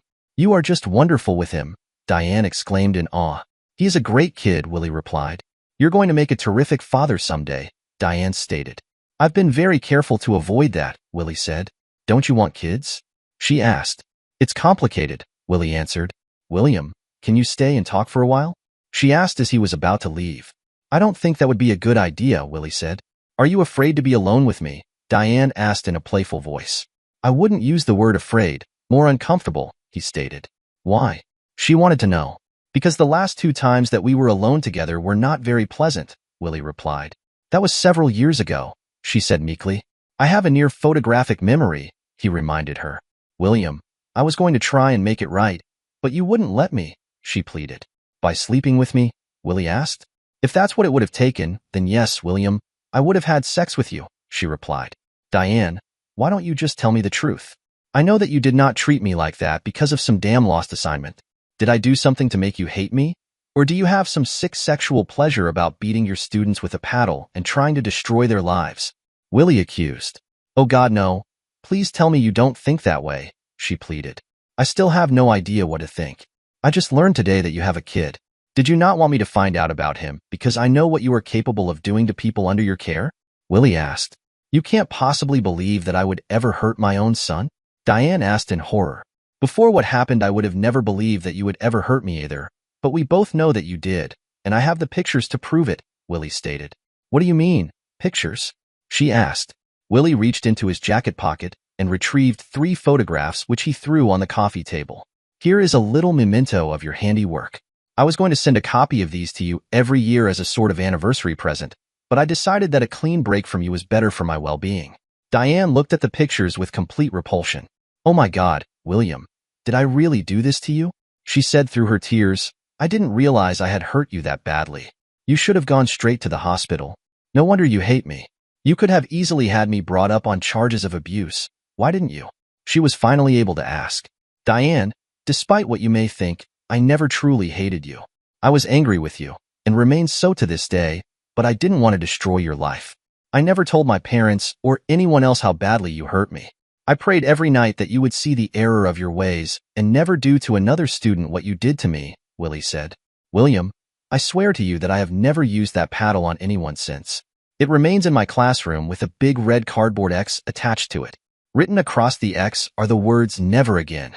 Every year at the beginning of the semester, I tell my students the story of how I used the paddle to wrongly punish one of my students and how he never forgave me for doing it. More importantly, I tell them that I never forgave myself either. I am still a very strict teacher, but now I have worked out a deal with the track coach to make my problem students run laps as their punishment, Diane replied. Well, assuming that you are telling the truth, I am at least glad that I don't have someone else's beating on my conscience for not reporting you, Willie answered. I would still like to know the real reason that you struck me with that damn paddle, or why you had my parents keep Finn's existence a secret from me. He calls them Grandma and Grandpa. Do they think that I'm his father? Would you have had me believing that as well if I took you up on your offer for sex all those years ago? Is that the real reason you asked me to sleep with you in the first place? And whatever happened to Tim's dad? We both know that it's not me, Willie asked. Everything happened so long ago. Can't we just leave it all in the past? Diane asked nervously. We can do anything you want, Diane. You are the one who asked me to stay and talk, not the other way around. If we are done talking, then I guess I had better leave, Willie said in a huff as he got up and once again headed for the door. No, William, please wait. I do need to tell you everything. You of all people have a right to know. Sit back down and I promise to answer all of your questions, Diane pleaded. Can I get you a beer before I get started? Diane asked. No, if you are actually going to tell me the absolute truth this time, I think that I had better be stone cold sober to hear it, Willie testily replied. And so Diane began to relay the long story of how she had always been attracted to intelligent men. She talked about her affair with her college professor and how she had become excited watching Willie during the Jeopardy contest that he'd won. William was surprised to hear that she was able to read his body language well enough to know that he was letting his opponents answer questions first so that he wouldn't win it by a landslide victory. Diane held nothing back. She told him of how she was unable to bring her sex toys with her to the contest, making her all the more frustrated. She mentioned stopping off at her boyfriend's house on the way back home for a marathon sex session, which ultimately left her pregnant with Finn. She revealed her plan for the romantic evening with David, only to have it blow up in her face when she caught him in bed with another one of his students. She talked about how, in her clouded mind, she had somehow transferred the blame from David to William, reasoning that she would have never had been tempted to go visit David to begin with if Willie hadn't gotten her so excited. She told him of how recklessly she was driving that night, and the reason his paper managed to fall to the back seat of her car. Diane described how she felt betrayed by all men, and when she couldn't find his report, she felt like he was laughing at her as well. She told him that somehow rage had overtaken her senses that day, and she didn't even know what she was doing when she was beating him. Next, she left the room and came back a few seconds later with an empty prescription bottle and handed it to William. He read the label and recognized it to be a very strong antidepressant hormone supplement. He also saw that the date it was subscribed was only a short time after he had left home. After you left, I confessed to your mother that I was pregnant and who the father really was. She suggested that I seek the advice of a physician, and this is what he prescribed. The doctor said that my pregnancy had caused a major hormone imbalance and that along with my depression was impairing my judgment. I only wish that I had gone to him sooner. If I had, things may have turned out very differently, she said. After thinking for a minute, Willie said, Diane, you are very good with a computer. How do I know that you didn't print this label yourself and paste it onto an empty prescription bottle just to fool me? Willie questioned. While looking down, she said, I guess I deserve that, she replied. No, Diane, you didn't. But I had to do something to lighten the mood, Willie stated, grinning. Oh, you, she said, laughing through her tear-stained face. Willie got up and walked to the bathroom. He returned with a slightly damp washcloth for Diane's face. But why didn't you tell me sooner? And how come you felt the need to keep Finn a secret all these years? Willie asked. When you left, you were barely 18 years old. This is a lot to handle for someone so young, even if you were mature beyond your years. I was still messed up at the time, and a full explanation was a bit embarrassing, she replied. As for why I kept you in the dark about Finn, I was worried that you would think that I had gotten myself pregnant and then try to have sex with you to claim you as the father. I swear to you that I never would have done that. I was also concerned that after hearing my story you would feel sorry for me and forgive me. I don't want your pity, and I sure as hell don't deserve your forgiveness, she said as she picked up the photos one last time and looked down at them, adding, especially after what I have done, she finished. How do you know I wouldn't have liked to have been his father? Willie asked a totally shocked Diane. William, what are you saying? She asked, bewildered. Diane, it's my turn to be honest. I have been in love with you for years. I knew that nothing would happen between us during high school. My plan was to go to college, get a great job, and come back here to try and win your heart, if it was still available by then. I was very angry at you for what you did to me, but maybe not for the reasons you think. I realized that after what happened, that you would always remember me as nothing more than a little boy lying across your desk, crying hysterically and begging you to not hit him anymore. You took away my chances of me ever becoming a man in your eyes, and robbed us of our possible future together. When you later offered to bed me and take my virginity, I couldn't bear the thought of knowing that it would only be a one-time affair because you were sorry for what you had done and would never truly love me or see us as a couple, Willie explained. I never knew you felt that way, William. I admit I suspected that you developed a crush on me in high school, but I thought that it was just the raging hormones of an 18-year-old boy. I have seen pictures of you with all those gorgeous women in the society pages. Surely one of them is much better suited for you than a school teacher who is 5 years older than you are and the mother of a 9-year-old son, she questioned. I have never found anyone that I feel even remotely as strong about as I do you. As for all those ladies that you have seen pictures of, I must admit that Mrs. Tate has some fine-looking women working for her, Willie answered. Who is Mrs. Tate? Diane asked. She is the owner of the escort service I use for personal appearances, Willie replied with a grin. You used an escort service? Do you sleep with them as well? She had to know. Well, there was this one time that we fell asleep after doing it, but if you mean do I have sex with them, the answer is yes, sometimes I do. I always wear a protection, though, and I have regular checkups with my physician to make sure I stay healthy, Willie added. William, I don't know what to make of all this. I am very confused right now, she confessed. Look, Diane, this has been a long day, and I suspect that we both have some thinking to do. I suggest that we call it a night for now. And if you want, we can get together and talk before I leave to go back to California. Remember that we are supposed to go shopping with Mom tomorrow. She would never forgive us if we stayed up all night, and then begged off going with her on the busiest day of the year, Willie stated. You're probably right, William, she agreed, as they finally reached the door of her foyer leading back outside. Would it be asking too much to get a hug before you go? She sleepily requested. Willie reassuringly pulled her into his arms and held the embrace so tightly she thought he would never let her go. As his arms finally loosened, he bent down and whispered in her ear the 3 words that she feared would never cross his lips. I forgive you, he said, as she burst into tears and pulled him into another bone-crushing hug. After she started to calm down, they reluctantly released their hold on one another. He gently lifted her face and using his thumb wiped away a stray tear from her eye, before bending down and capturing her lips with his for the most pure and sensuous kiss either of them had ever experienced. Good night, he whispered, as he left her standing there holding onto the front door to support her wobbling knees as he made his way back to his parents' house and an uncomfortable, lonely bed. Morning came far too soon for the tired pair as they were shoved head first into the insanity commonly referred to by both retailers and consumers alike as Black Friday. Although being in the mood for holiday spending for the first time in many years, Willie found the small-town shopping mall to be very limited as to their selection and overly priced on most things. Instead of fighting the mammoth crowds at the checkout line, he made his way into a nearby coffee shop, which was jam-packed enough for his taste, and ordered his morning coffee before finding a corner table and using his smartphone to capture a few online deals. I don't believe my eyes. That can't be Willie Carter sitting there with his nose in his phone, oblivious to the world, can it? Asked a voice from his past. Hello, Trish, you're looking well, and I usually go by William now, Willie replied, slightly annoyed that he had been discovered though not really surprised by it. So what are you doing back in town? She inquired. Just here visiting the folks and got narcotic into the madness of the season. So is it still Olsen? Or has someone convinced you to change monograms? Willie asked. I've never heard it put quite that way, but to answer your question, no, I am not married. I came close once, but that is a long story better saved for a less hectic day.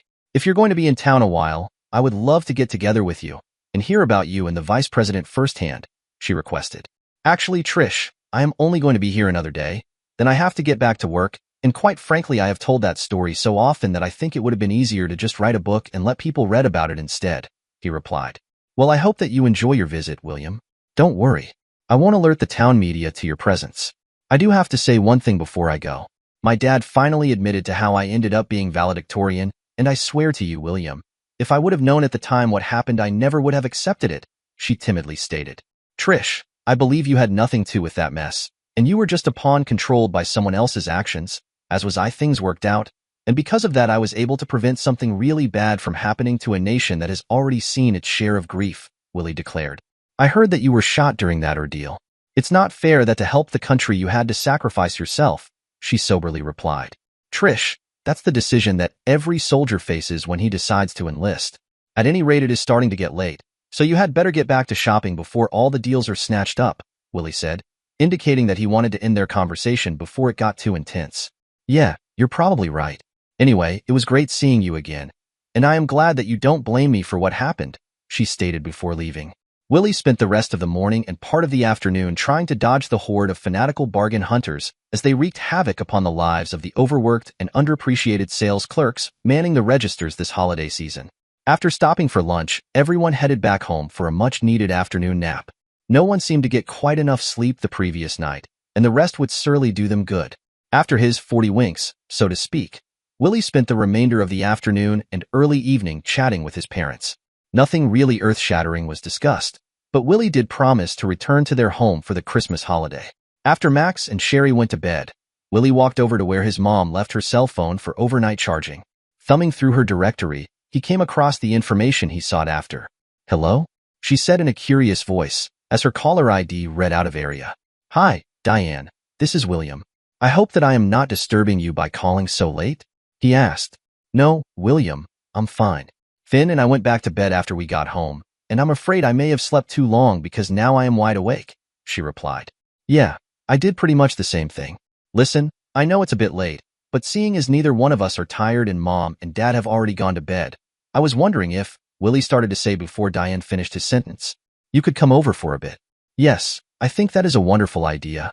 Grab your coat. I'll be waiting, she offered.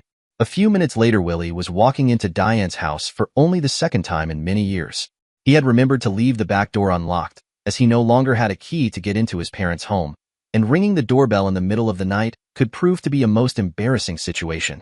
The thought had entered his mind to overlook this measure, in hopes of procuring an invitation from Diane to stay the night, but Willie quickly realized that their relationship was still far too fragile to risk the complications of engaging in a sexual encounter, especially with Finn asleep in the next room. Knowing that he had given up his house key years ago, Diane too had considered the possibility of William locking himself out of his family home. She was about to mention this to him on the phone when something stopped her. For the next few hours, the pair sat in Diane's living room drinking coffee and talking. While tonight's topic seemed much less intense than their previous discussions, there was a hint of tension in the air as neither of them wanted to broach the more serious issues they faced. Although Willie freely admitted to himself that he still had feelings for Diane, He had so long ago dismissed any possibility of them ever being together. Now his mind was starting to reevaluate that assessment, and with that came a series of questions for which he held no real answers. Diane was in much the same quandaries as Willie. Her thoughts kept bouncing between what her heart wanted to happen and what her mind kept telling her was unlikely to occur. As their conversation hit a lull, the pair suddenly came together in a passionate embrace that when finished left them both gasping for breath. Hands started to explore each other's bodies with a vigor that neither of them had experienced up to this point. They had both yearned for this moment for so long, and yet knew that their timing was not to be. "William, I want you so bad right now that I can hardly contain myself, but we can't do this. Not with Finn in the next room," Diane reluctantly said. "We could go to your room," Willie suggested. "I'm sorry, but I just can't risk him seeing us together. He is young, but very perceptive. I don't want him finding us in the morning. Tomorrow you'll be headed back to California, and we will still be here. Maybe when you come back for Christmas, we can work out some way to be together for an evening or two," Diane replied. Although Willie had wanted to argue the point, he decided against it. Sensing that Diane would have caved to his will if he were to only push a bit harder, Willie instead reluctantly bid her a fair good night before returning to his parents' home with a plan already beginning to form in his mind. Back in California, Willie suddenly found himself struggling to stay focused on his various tasks. With his mind now on Diane, he started for the first time to delegate his daily responsibilities to people whom he knew were more than qualified to handle them, but were never really trusted to do so before. This left Willie with the time he needed to attend to some important personal issues. "Hello, Diane, it's William," he said into the phone. "Wow, William, you have great timing. I had just walked into the teacher's lounge when you called. Please tell me that you haven't changed your mind about flying back here for Christmas," she asked in a dejected tone of voice. "No, I am still planning on coming home for Christmas. The reason that I am calling is to ask for a favor. I have a couple of Christmas parties that I must attend this weekend and I need a date for them," he said. "So you're telling me that you plan on using that escort service again?" she exclaimed angrily. "Of course not, sweetheart. I want you to be my escort. I meant date. For these events," he corrected. "William, how is that even possible? It's Friday afternoon and I'm here at school, and you're in California, and I have tests to grade, and I have Finn, and," she stammered. "Look, honey, my mom has already agreed to keep Tim for the weekend. I have a private plane waiting for you at the airport, an appointment for you to pick out an evening gown, get your hair, nails, and makeup done, and a limo to bring you to me afterwards," Willie stated.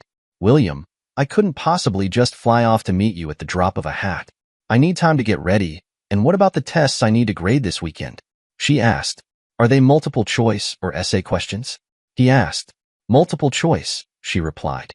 "Do you have an answer sheet already made up?" he asked. "Yes," she said. "Weren't you telling me about a teacher's assistant you had this year named Linda? Why couldn't she grade the test for you?" he suggested. "I couldn't possibly ask her to do all that work by herself. I have 3 classes worth of tests," she pleaded. "Didn't you mention that Linda was having a few financial problems lately?" Willie asked. "Yes, but that is a private matter, and I really shouldn't have told you about it," Diane replied. "Don't worry, I am not going to let on that I know anything about it. I will just make her an offer to handle grading those tests for you," Willie calmly said. "But William," she started to argue. "Honey, please, listen to me. You are the first person that I could honestly see myself being with long term. I am not ready to retire yet. I need to see if you can handle the social requirements of my world before we could ever plan to take this relationship to the level that I am hoping for it to go. Now, may I please speak to Linda?" he asked to stun Diane. After convincing Linda that he was the real William Carter and that they were not staging some elaborate hoax on her, he agreed to pay an exorbitant sum of money to procure her service in grading the test papers. This left Diane without any further excuses. Max watched Finn as Sherry drove her friend to the airport, beaming with excitement over the possibility of a relationship forming between the two of them. "Diane, my son may be a stubborn jackass at times, but I truly believe that he has always felt a strong bond with you. If you give it a chance, you may just find the same type of love and happiness that his father and I share," Sherry suggested. "I feel the same way about him. That is the reason that I was so hurt and was so hard on him when I thought that he did not turn in his report. Well, that and the hormone problem I was having due to the pregnancy. He claims to have forgiven me, and even if it's true, I am just so afraid that all I'll ever be to him is just some old infatuation from his youth. How do I compete? He is rich, good-looking, and successful. I have never met anyone smarter, and he has a great sense of humor. I am nothing more than a small-town school teacher, 5 years his senior, and with a kid to boot. How do I fit into his world? Diane humbly asked. Diane, honey, you don't have to compete with the other women. They have to compete with you. You're the one who captured his heart all those years ago. And even after everything that has happened, I still believe that you hold title to it still, today. If that unfortunate mess had never happened in high school, I think that you would already be together by now, his mom replied. But, Sherry, it did happen. What if I don't measure up to his fantasy, or for that matter, his previous lovers? Please don't tell him that I told you. But he has been with several professional women. What if I'm not good enough to meet his needs, sexually, that is, she asked. Diane, I am his mother, and believe it or not, I do know him pretty well. He fell for you a long time ago, not just because of your body, but because of your mind and personality. He can talk to you, and most of the time you understand what he is saying. I know that there are any number of women who would love to sink their claws into his huge bank account and the lifestyle that goes with it. I am sure that he has bedded plenty of gold diggers, but what he is looking for in a spouse is someone who can excite him mentally as well as physically. I believe that person is you, Sherry replied. Sherry, I am just a small town girl with a son. How are Tommy and I supposed to fit into his world? I have seen pictures of him at these parties surrounded by beautiful women and high-class celebrities. What if I embarrass him, or don't measure up to the women he is used to? She pleaded. Diane, how do you really feel in your heart about my son? If you could choose, what would you like to happen between the two of you? Before you answer that, please remember that I am his mother, and although I have resigned myself to the fact that he is a sexual being, there are still some images that I wouldn't feel comfortable imagining, if you know what I mean, she asked. To be honest, Sherry, I have been trying to avoid answering that question, even to myself. The truth is that I fell in love with him back when he was my student. I tried everything to convince myself otherwise. I focused all my anger from what David had done to me onto William.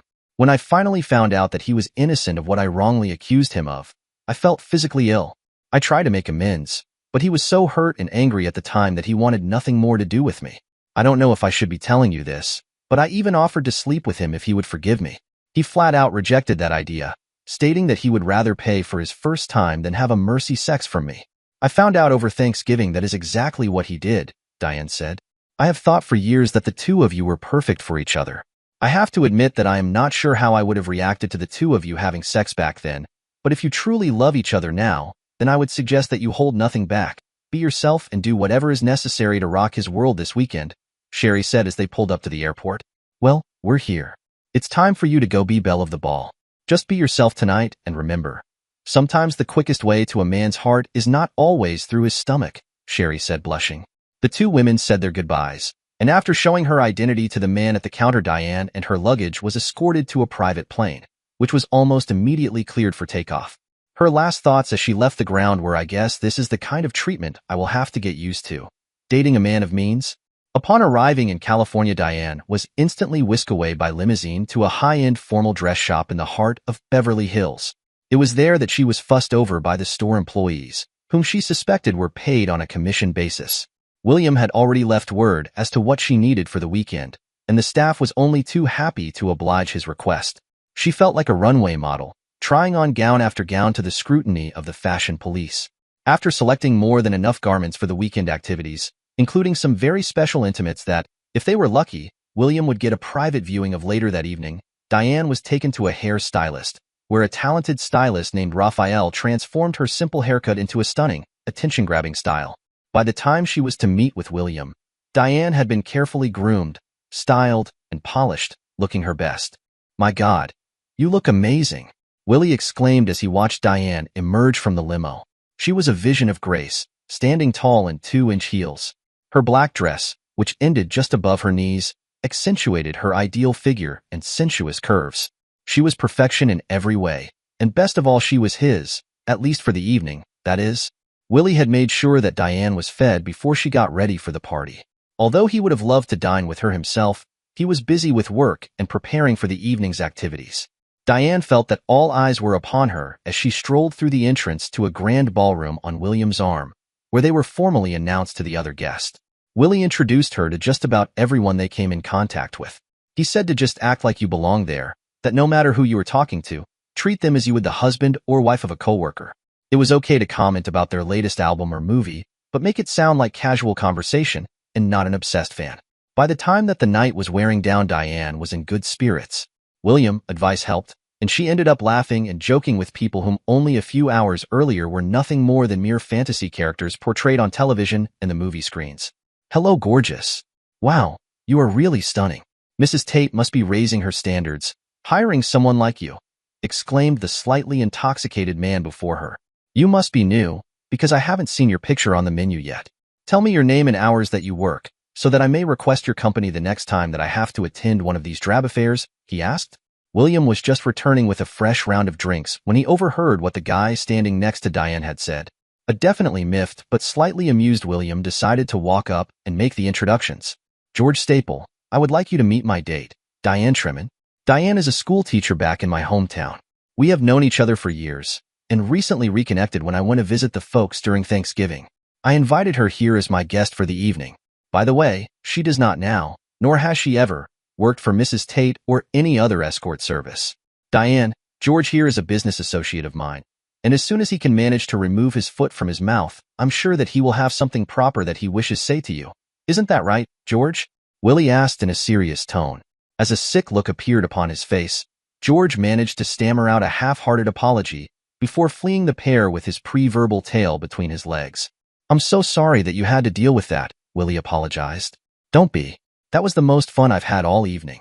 The look on his face when you told him who I am was priceless, and besides it was nice to know that I could pass for one of Mrs. Tate's girls.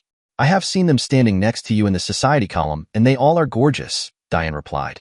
Well, they don't hold a candle to you. And come tomorrow it will be your picture that everyone will see in the paper, William stated. Oh my God, are you serious? She asked. I think that would have been obvious, with all of the reporters and cameras here tonight, Willie replied. I guess that I should have expected that. Anyway, how do you know that Mrs. Tate's girls don't hold a candle to me, when you have yet to experience my best features? She flirted. Are you offering? Willie asked excitedly. I wouldn't have agreed to attend this weekend if I wasn't, Diane replied. Well, in that case, let's just say goodnight to our host, so that I may get you home where I can properly evaluate your skills, Willie bantered to an amused Diane. As their limo pulled into the driveway, Diane sat awestruck at the sight before her. I never much liked condos, Willie stated as they exited the car. There is just not enough privacy with them, he said. The house was huge and a mansion by anyone's standards. There were 8 bedrooms, with a bath off of each one. The dining room could sit at least 50 people, and the kitchen looked like it belonged in a fancy restaurant rather than a person's home. He had a formal lounge for parties, a media room for watching movies, a pool, whirlpool spa, and even a fountain. The pool area was surrounded by a glass-like wall. It could be used year-round, enclosed in the winter, as it was now, or opened up for summertime enjoyment. The dome-like ceiling allowed for a perfect view looking out, but completely obstructed the cameras of the paparazzi if they were to fly overhead. The house was near perfect, although it could use a woman's touch here and there. I took the liberty of having your luggage placed in our master bedroom. I hope that is acceptable, Willie asked. Our master bedroom. I wasn't under the assumption that any part of this house was in any way mine, she said. Would you like it to be? He asked. Why don't we just enjoy the evening and see what happens after that, she suggested nervously. While Diane showered and changed in the master suite, Willie had done the same in the exercise room. After lightly knocking, he opened the door carrying a tray of champagne, which he nearly dropped when he saw her standing there in a very revealing black teddy with frilly red lace. Dear God, woman, where did you get that? He asked in shock as his blood started traveling south for the winter. One of the salesgirls helped me pick it out today. Why, do you think it is too much? She asked worriedly. Too much? Hell, I hope you can remember which lady helped you, because I am going to have to send her a big thank you tip. You look absolutely ravishing, he stated while trying to calm his libido. Well, mister, why don't you drop those pants of yours so that I can see what you've been hiding from me, Diane stated, smiling. All of a sudden, something changed in Willie's appearance. A cloud had somehow covered the shiny globes of his eyes, and his face took on a hardened frown for the briefest of moments. Someone who had not known him as well would have surely missed it, but that someone was not Diane. Looking scared, Diane asked William, honey, did I say something wrong? Of course not, baby. Why do you ask that? Willie replied, trying to cover up his reaction. William, please don't shut me out. I saw your face change the minute I suggested taking off your pants. Do you think my statement was too forward? She asked worriedly. Oh, baby, no. It's nothing like that, William exclaimed. Then what is wrong?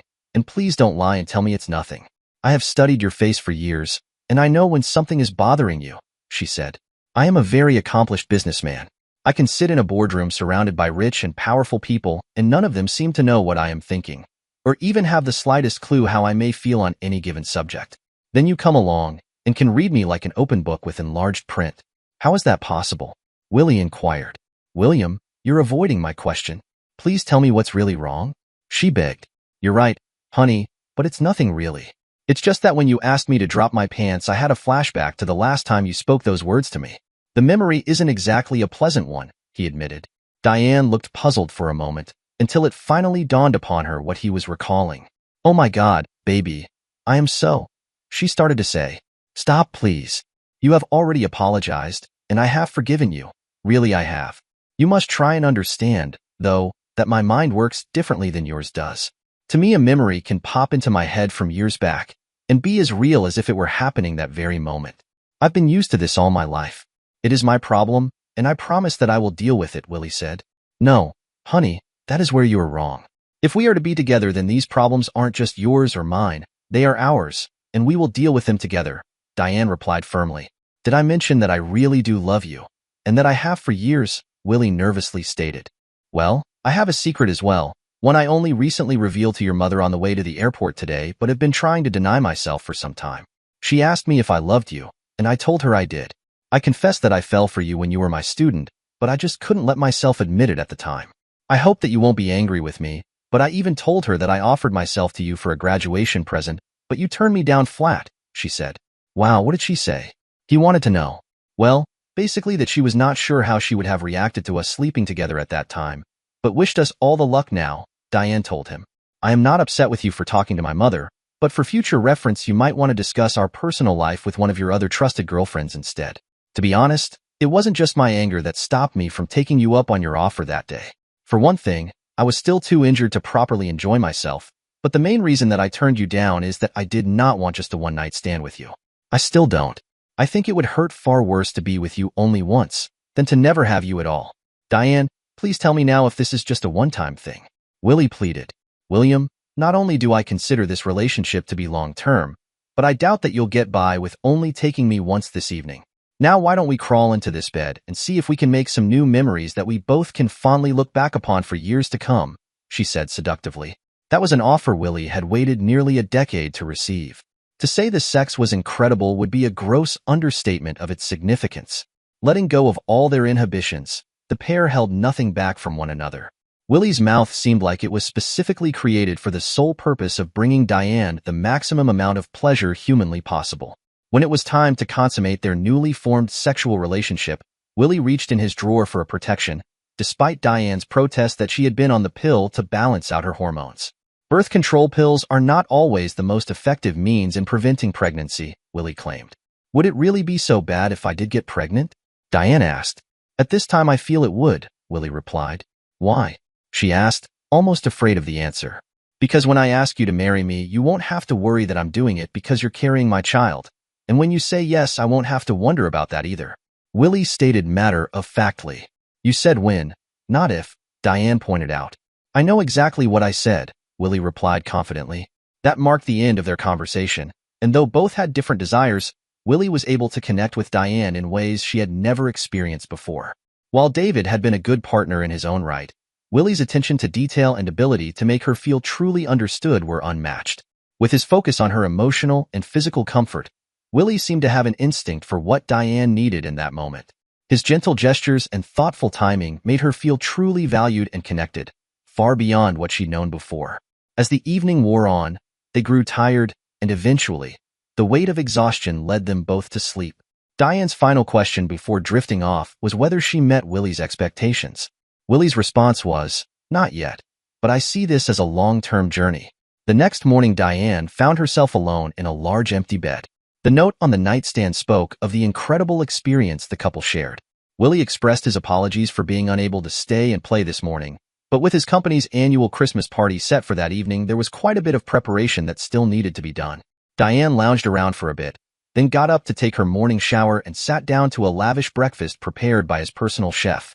William had left instructions with his household staff to be at Diane's beck and call for whatever she wanted to do during the day, but she needed to be dressed and ready to meet him by 6:30 that evening.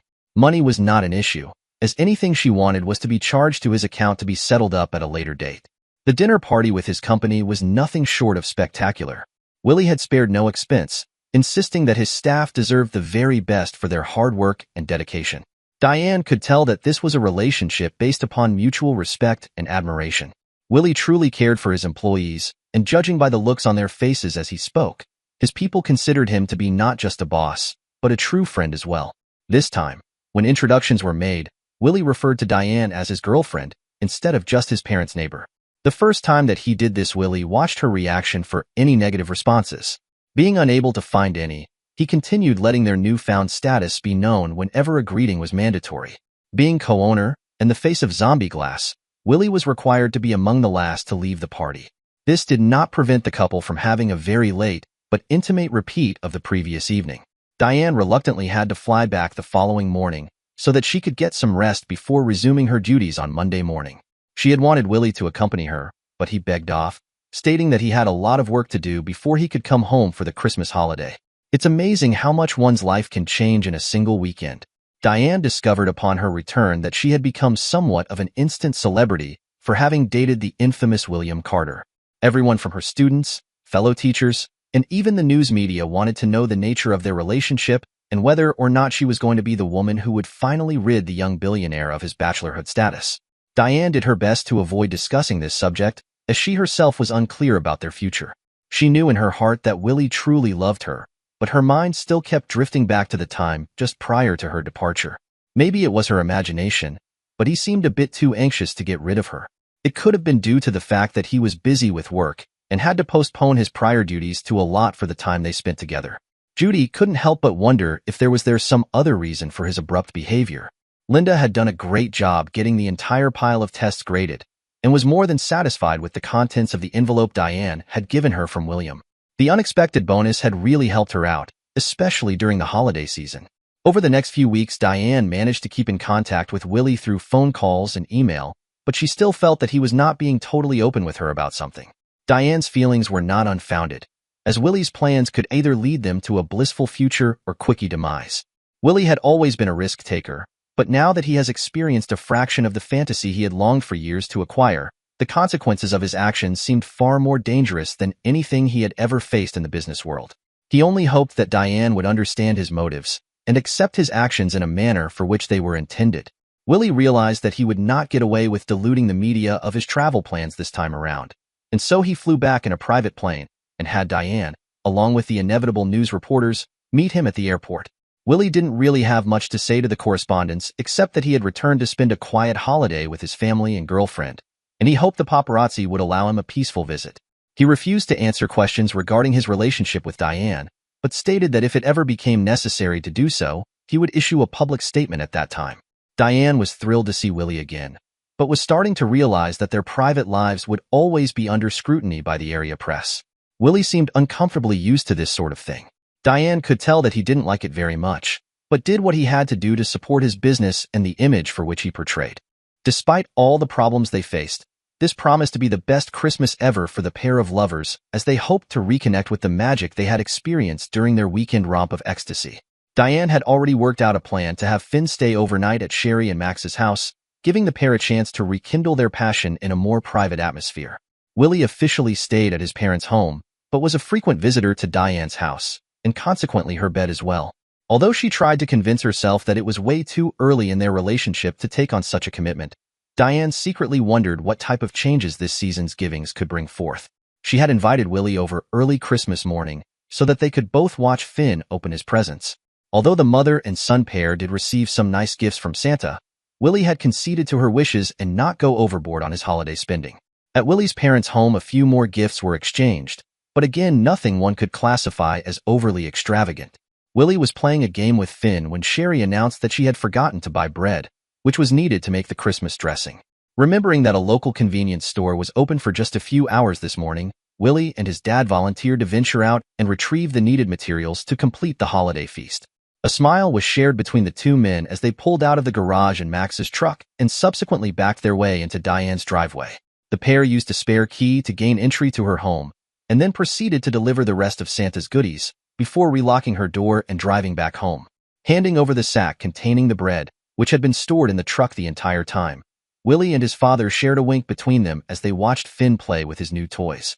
After a suitable length of time, Willie suggested that he and Finn take a walk. Diane, who was busy helping Sherry in the kitchen, was unaware of their departure. Outside the house, Willie explained to Finn that Santa had sent him a message saying that his sleigh was so full during his first visit that he had had to make a second trip to deliver the rest of his gifts. As the pair entered Diane's house using the same key Willie's mother had lent him, Tommy's eyes nearly popped right out of his head. There before him stood a huge 55 3D high-definition television set. Accompanying the TV was a brand new Playbox 3D gaming system with an assortment of the most recent software titles, which due to a very limited supply were nearly impossible to come by during this holiday season. The sheer joy that radiated from Finn's face made all the time and effort Willie had put into obtaining these gifts definitely worth his trouble. A few of the games that Willie had acquired were not scheduled to come out on the market till next year, but through a few friends, and owning a large portion of the right type of stock, Willie was able to secure these early editions. As the pair proceeded to try out the various games, they quickly lost track of time. Diane had since gone looking for the two of them, and was just opening the door as the voices that she heard made her stop to listen. "Mr. William, I found out last year that there really isn't a Santa Claus when I accidentally discovered where Mom hid all the presents. I know that she can't afford gifts like these. You bought these for us, didn't you?" Finn asked. Dejectedly, Willie answered yes. "Finn, I did. Why?" He wanted to know. "Because I love you, and I love your mom as well," Willie answered honestly. "I love you too, Mr. William, but I just wish that I could afford to get you something nice as well," Finn stated. While attempting to hold back tears, Willie turned to hug the boy saying, "You already have, son. You already have." Diane herself could not deny her own tears as she witnessed the touching exchange. "So this is where you two went," Diane said, making her presence known after regaining her composure. "Mom, look what Mr. William got us," Finn exclaimed excitedly. "Yes, I see. Can I assume this is what really took you guys so long going to the grocery store?" Diane asked Willie with a stern look on her face but a smile in her eyes. "Well, actually the store was closed today, and since we miraculously discovered that we had already purchased a loaf of bread, we figured that we would come here and unload the truck instead," Willie replied with a sheepish grin. "I thought that we agreed not to go overboard on gifts this year," Diane questioned. "Well, if you were to count up all the Christmases, birthdays, Easters, and other holidays that I have missed throughout the years, I figure that I came in well under budget," Willie replied smiling. "William," Diane started to say. "Diane, honey, please don't be mad at me. I've never had the opportunity to enjoy a family Christmas like I have this year," he pleaded with puppy dog eyes. Diane, who was not really all that upset, or surprised for that matter, with Willie's generosity, reluctantly gave in and informed the duo that it was time for Christmas dinner. Once a very delicious and ultimately fulfilling meal was served, devoured and cleaned up after, the only gifts left to open were those in the stockings. As Finn tore open a new deck of Uno cards, Carl began unwrapping a package from Max and Sherry that she could clearly identify as a new watch from the shape of its box. Upon lifting the lid, she let out a scream that seemed to capture everyone's attention. Willie, who had been secretly watching her, now knelt by her side, as her shaking hands produced a large diamond engagement ring encased in a heavy platinum setting. "Would you do me the great honor of becoming my wife?" Willie asked, as the entire room waited for a stunned Diane to regain her composure long enough to answer his question. "This is all so sudden. I don't know what to say," Diane admitted. "Well, yes would be the preferred answer, but if you feel that you need time to think about it, I will certainly understand. After all, even though I love the both of you with all my heart, I know that there can be some real challenges to marrying into the type of lifestyle that I lead. Admittedly, it is not for everyone," Willie stated soberly, as he saw his hopes and dreams begin to wash away. "Willie, honey, I don't need time to think about my answer. If anything, I just may need a moment for it to sink into my head that all of my fantasies are about to come true. Of course I will marry you," she said as she flew from her seat and into his arms, nearly knocking him backwards with the sheer force of her accelerated attack. Tears flowed all around as Willie took the ring and placed it upon her left ring finger, after which he reached into his pocket, and recovering a very classy gold tone watch which he slipped upon her wrist, stating that the watch really was from his parents. "Mr. William, if you marry Mom, does that make you my new dad? All of my friends' parents who are married live together. Will you be moving in with us, or do we have to move to your house? Mom said that you live in a place called California. What is it like to live there? Will I have my own room? Are there any kids around for me to play with?" Finn asked, as questions flew out of him as quickly as his little head could come up with them. Hold on a second, kiddo. I will try and answer all of your concerns, but first your mom and I have to have a little talk, Willie said, as he asked Diane to accompany him into his bedroom for a bit of privacy. As they reached the bedroom, the couple fell into a very passionate embrace that temporarily drew their attention away from the matter at hand. After finally coming to his senses, Willie reluctantly pulled away from Diane and began to speak. Honey, the reason why I called you in here is to tell you what I have been doing since you left, he said. Willie then reached into his briefcase and fished out a large folder which he handed her while he continued with his explanation. I know that you were disappointed when you asked me to fly back here with you last month, and I turned you down. I told you that I had to work, but the truth is that I had a few personal things that I needed to accomplish before I was able to propose marriage, Willie stated. Opening the folder, Diane was shocked to see that it contained a full report and background check on one Dr. David Morgan. I don't understand, she said, her expression turning from confusion to anger. You had Finn's biological father checked out? Why? Did you think I was lying to you about his identity? Diane asked, now fuming. Diane, of course I didn't think you were lying, sweetheart. I usually have the people I do business with investigated. I find it very useful to know all you can about a person before negotiations transpire. It sort of gives me a bit of an edge over the competition, Willie replied. I am still confused. Just what business can you possibly have with David? She asked. When you told me about him, you seem to have left out the fact that along with being a mathematics instructor, he also held a degree in electrical engineering, he said. I knew that about him, but I didn't think it was relevant to bring it up, she stated, still confused. Well, it seems that he has been working on a whole new concept in DC power management.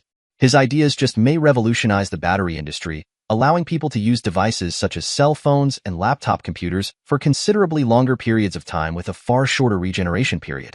He has shown me the preliminary reports, and I have been seriously impressed with his findings.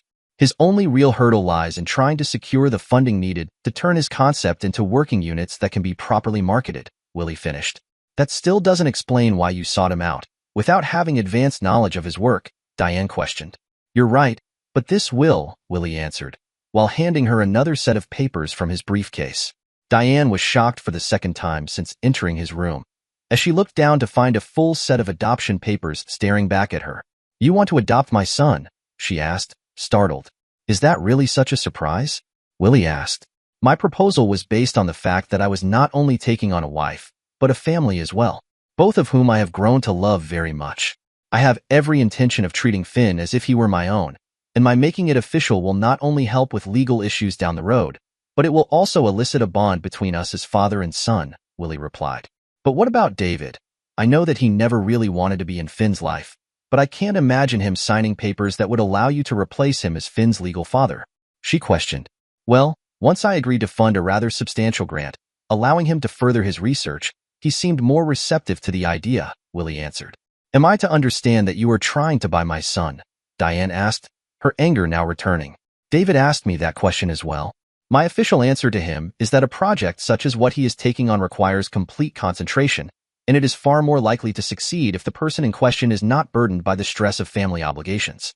Since I will be reaping about 25% of the profits for this little venture, I would be far more likely to secure the grant if he were free from such distractions, Willie stated. And David bought that? She asked, dumbfounded. Of course not. He knew it was just bullshit legal maneuvers. But this way he not only gets out of paying child support for a kid he never really wanted, but he has the financial backing to make his dream come true. I admit that this is not the most moral thing that I have ever done, but in my mind it is a win-win situation for everyone. David gets his backing, you get a husband. Finn gets a father that will love and support the both of you financially as well as emotionally, and I get the family I've always wanted, with the wife who captured my heart many years ago. We may even make a few extra million when David's batteries finally hit the market, Willie explained. You must be one hell of a businessman, William Carter, because even though I know I should be royally pissed at you, everything that you have said makes logical sense. I still don't feel right about essentially kicking David out of Finn's life, Diane complained. Diane, from what you and my parents have told me, David has not made any effort whatsoever to be a father to Finn in any way. You heard yourself how excited he was when he asked if I was going to be his new dad. Finn not only wants, but needs, a father in his life. I am very willingly applying for that position. If for some reason you have reservations about me being Finn's dad, now is definitely the time to speak up about it, before things go any further. Do you still have feelings for David? Willie asked in a deflated tone of voice. Oh my God. No, baby. How could you even think such a thing?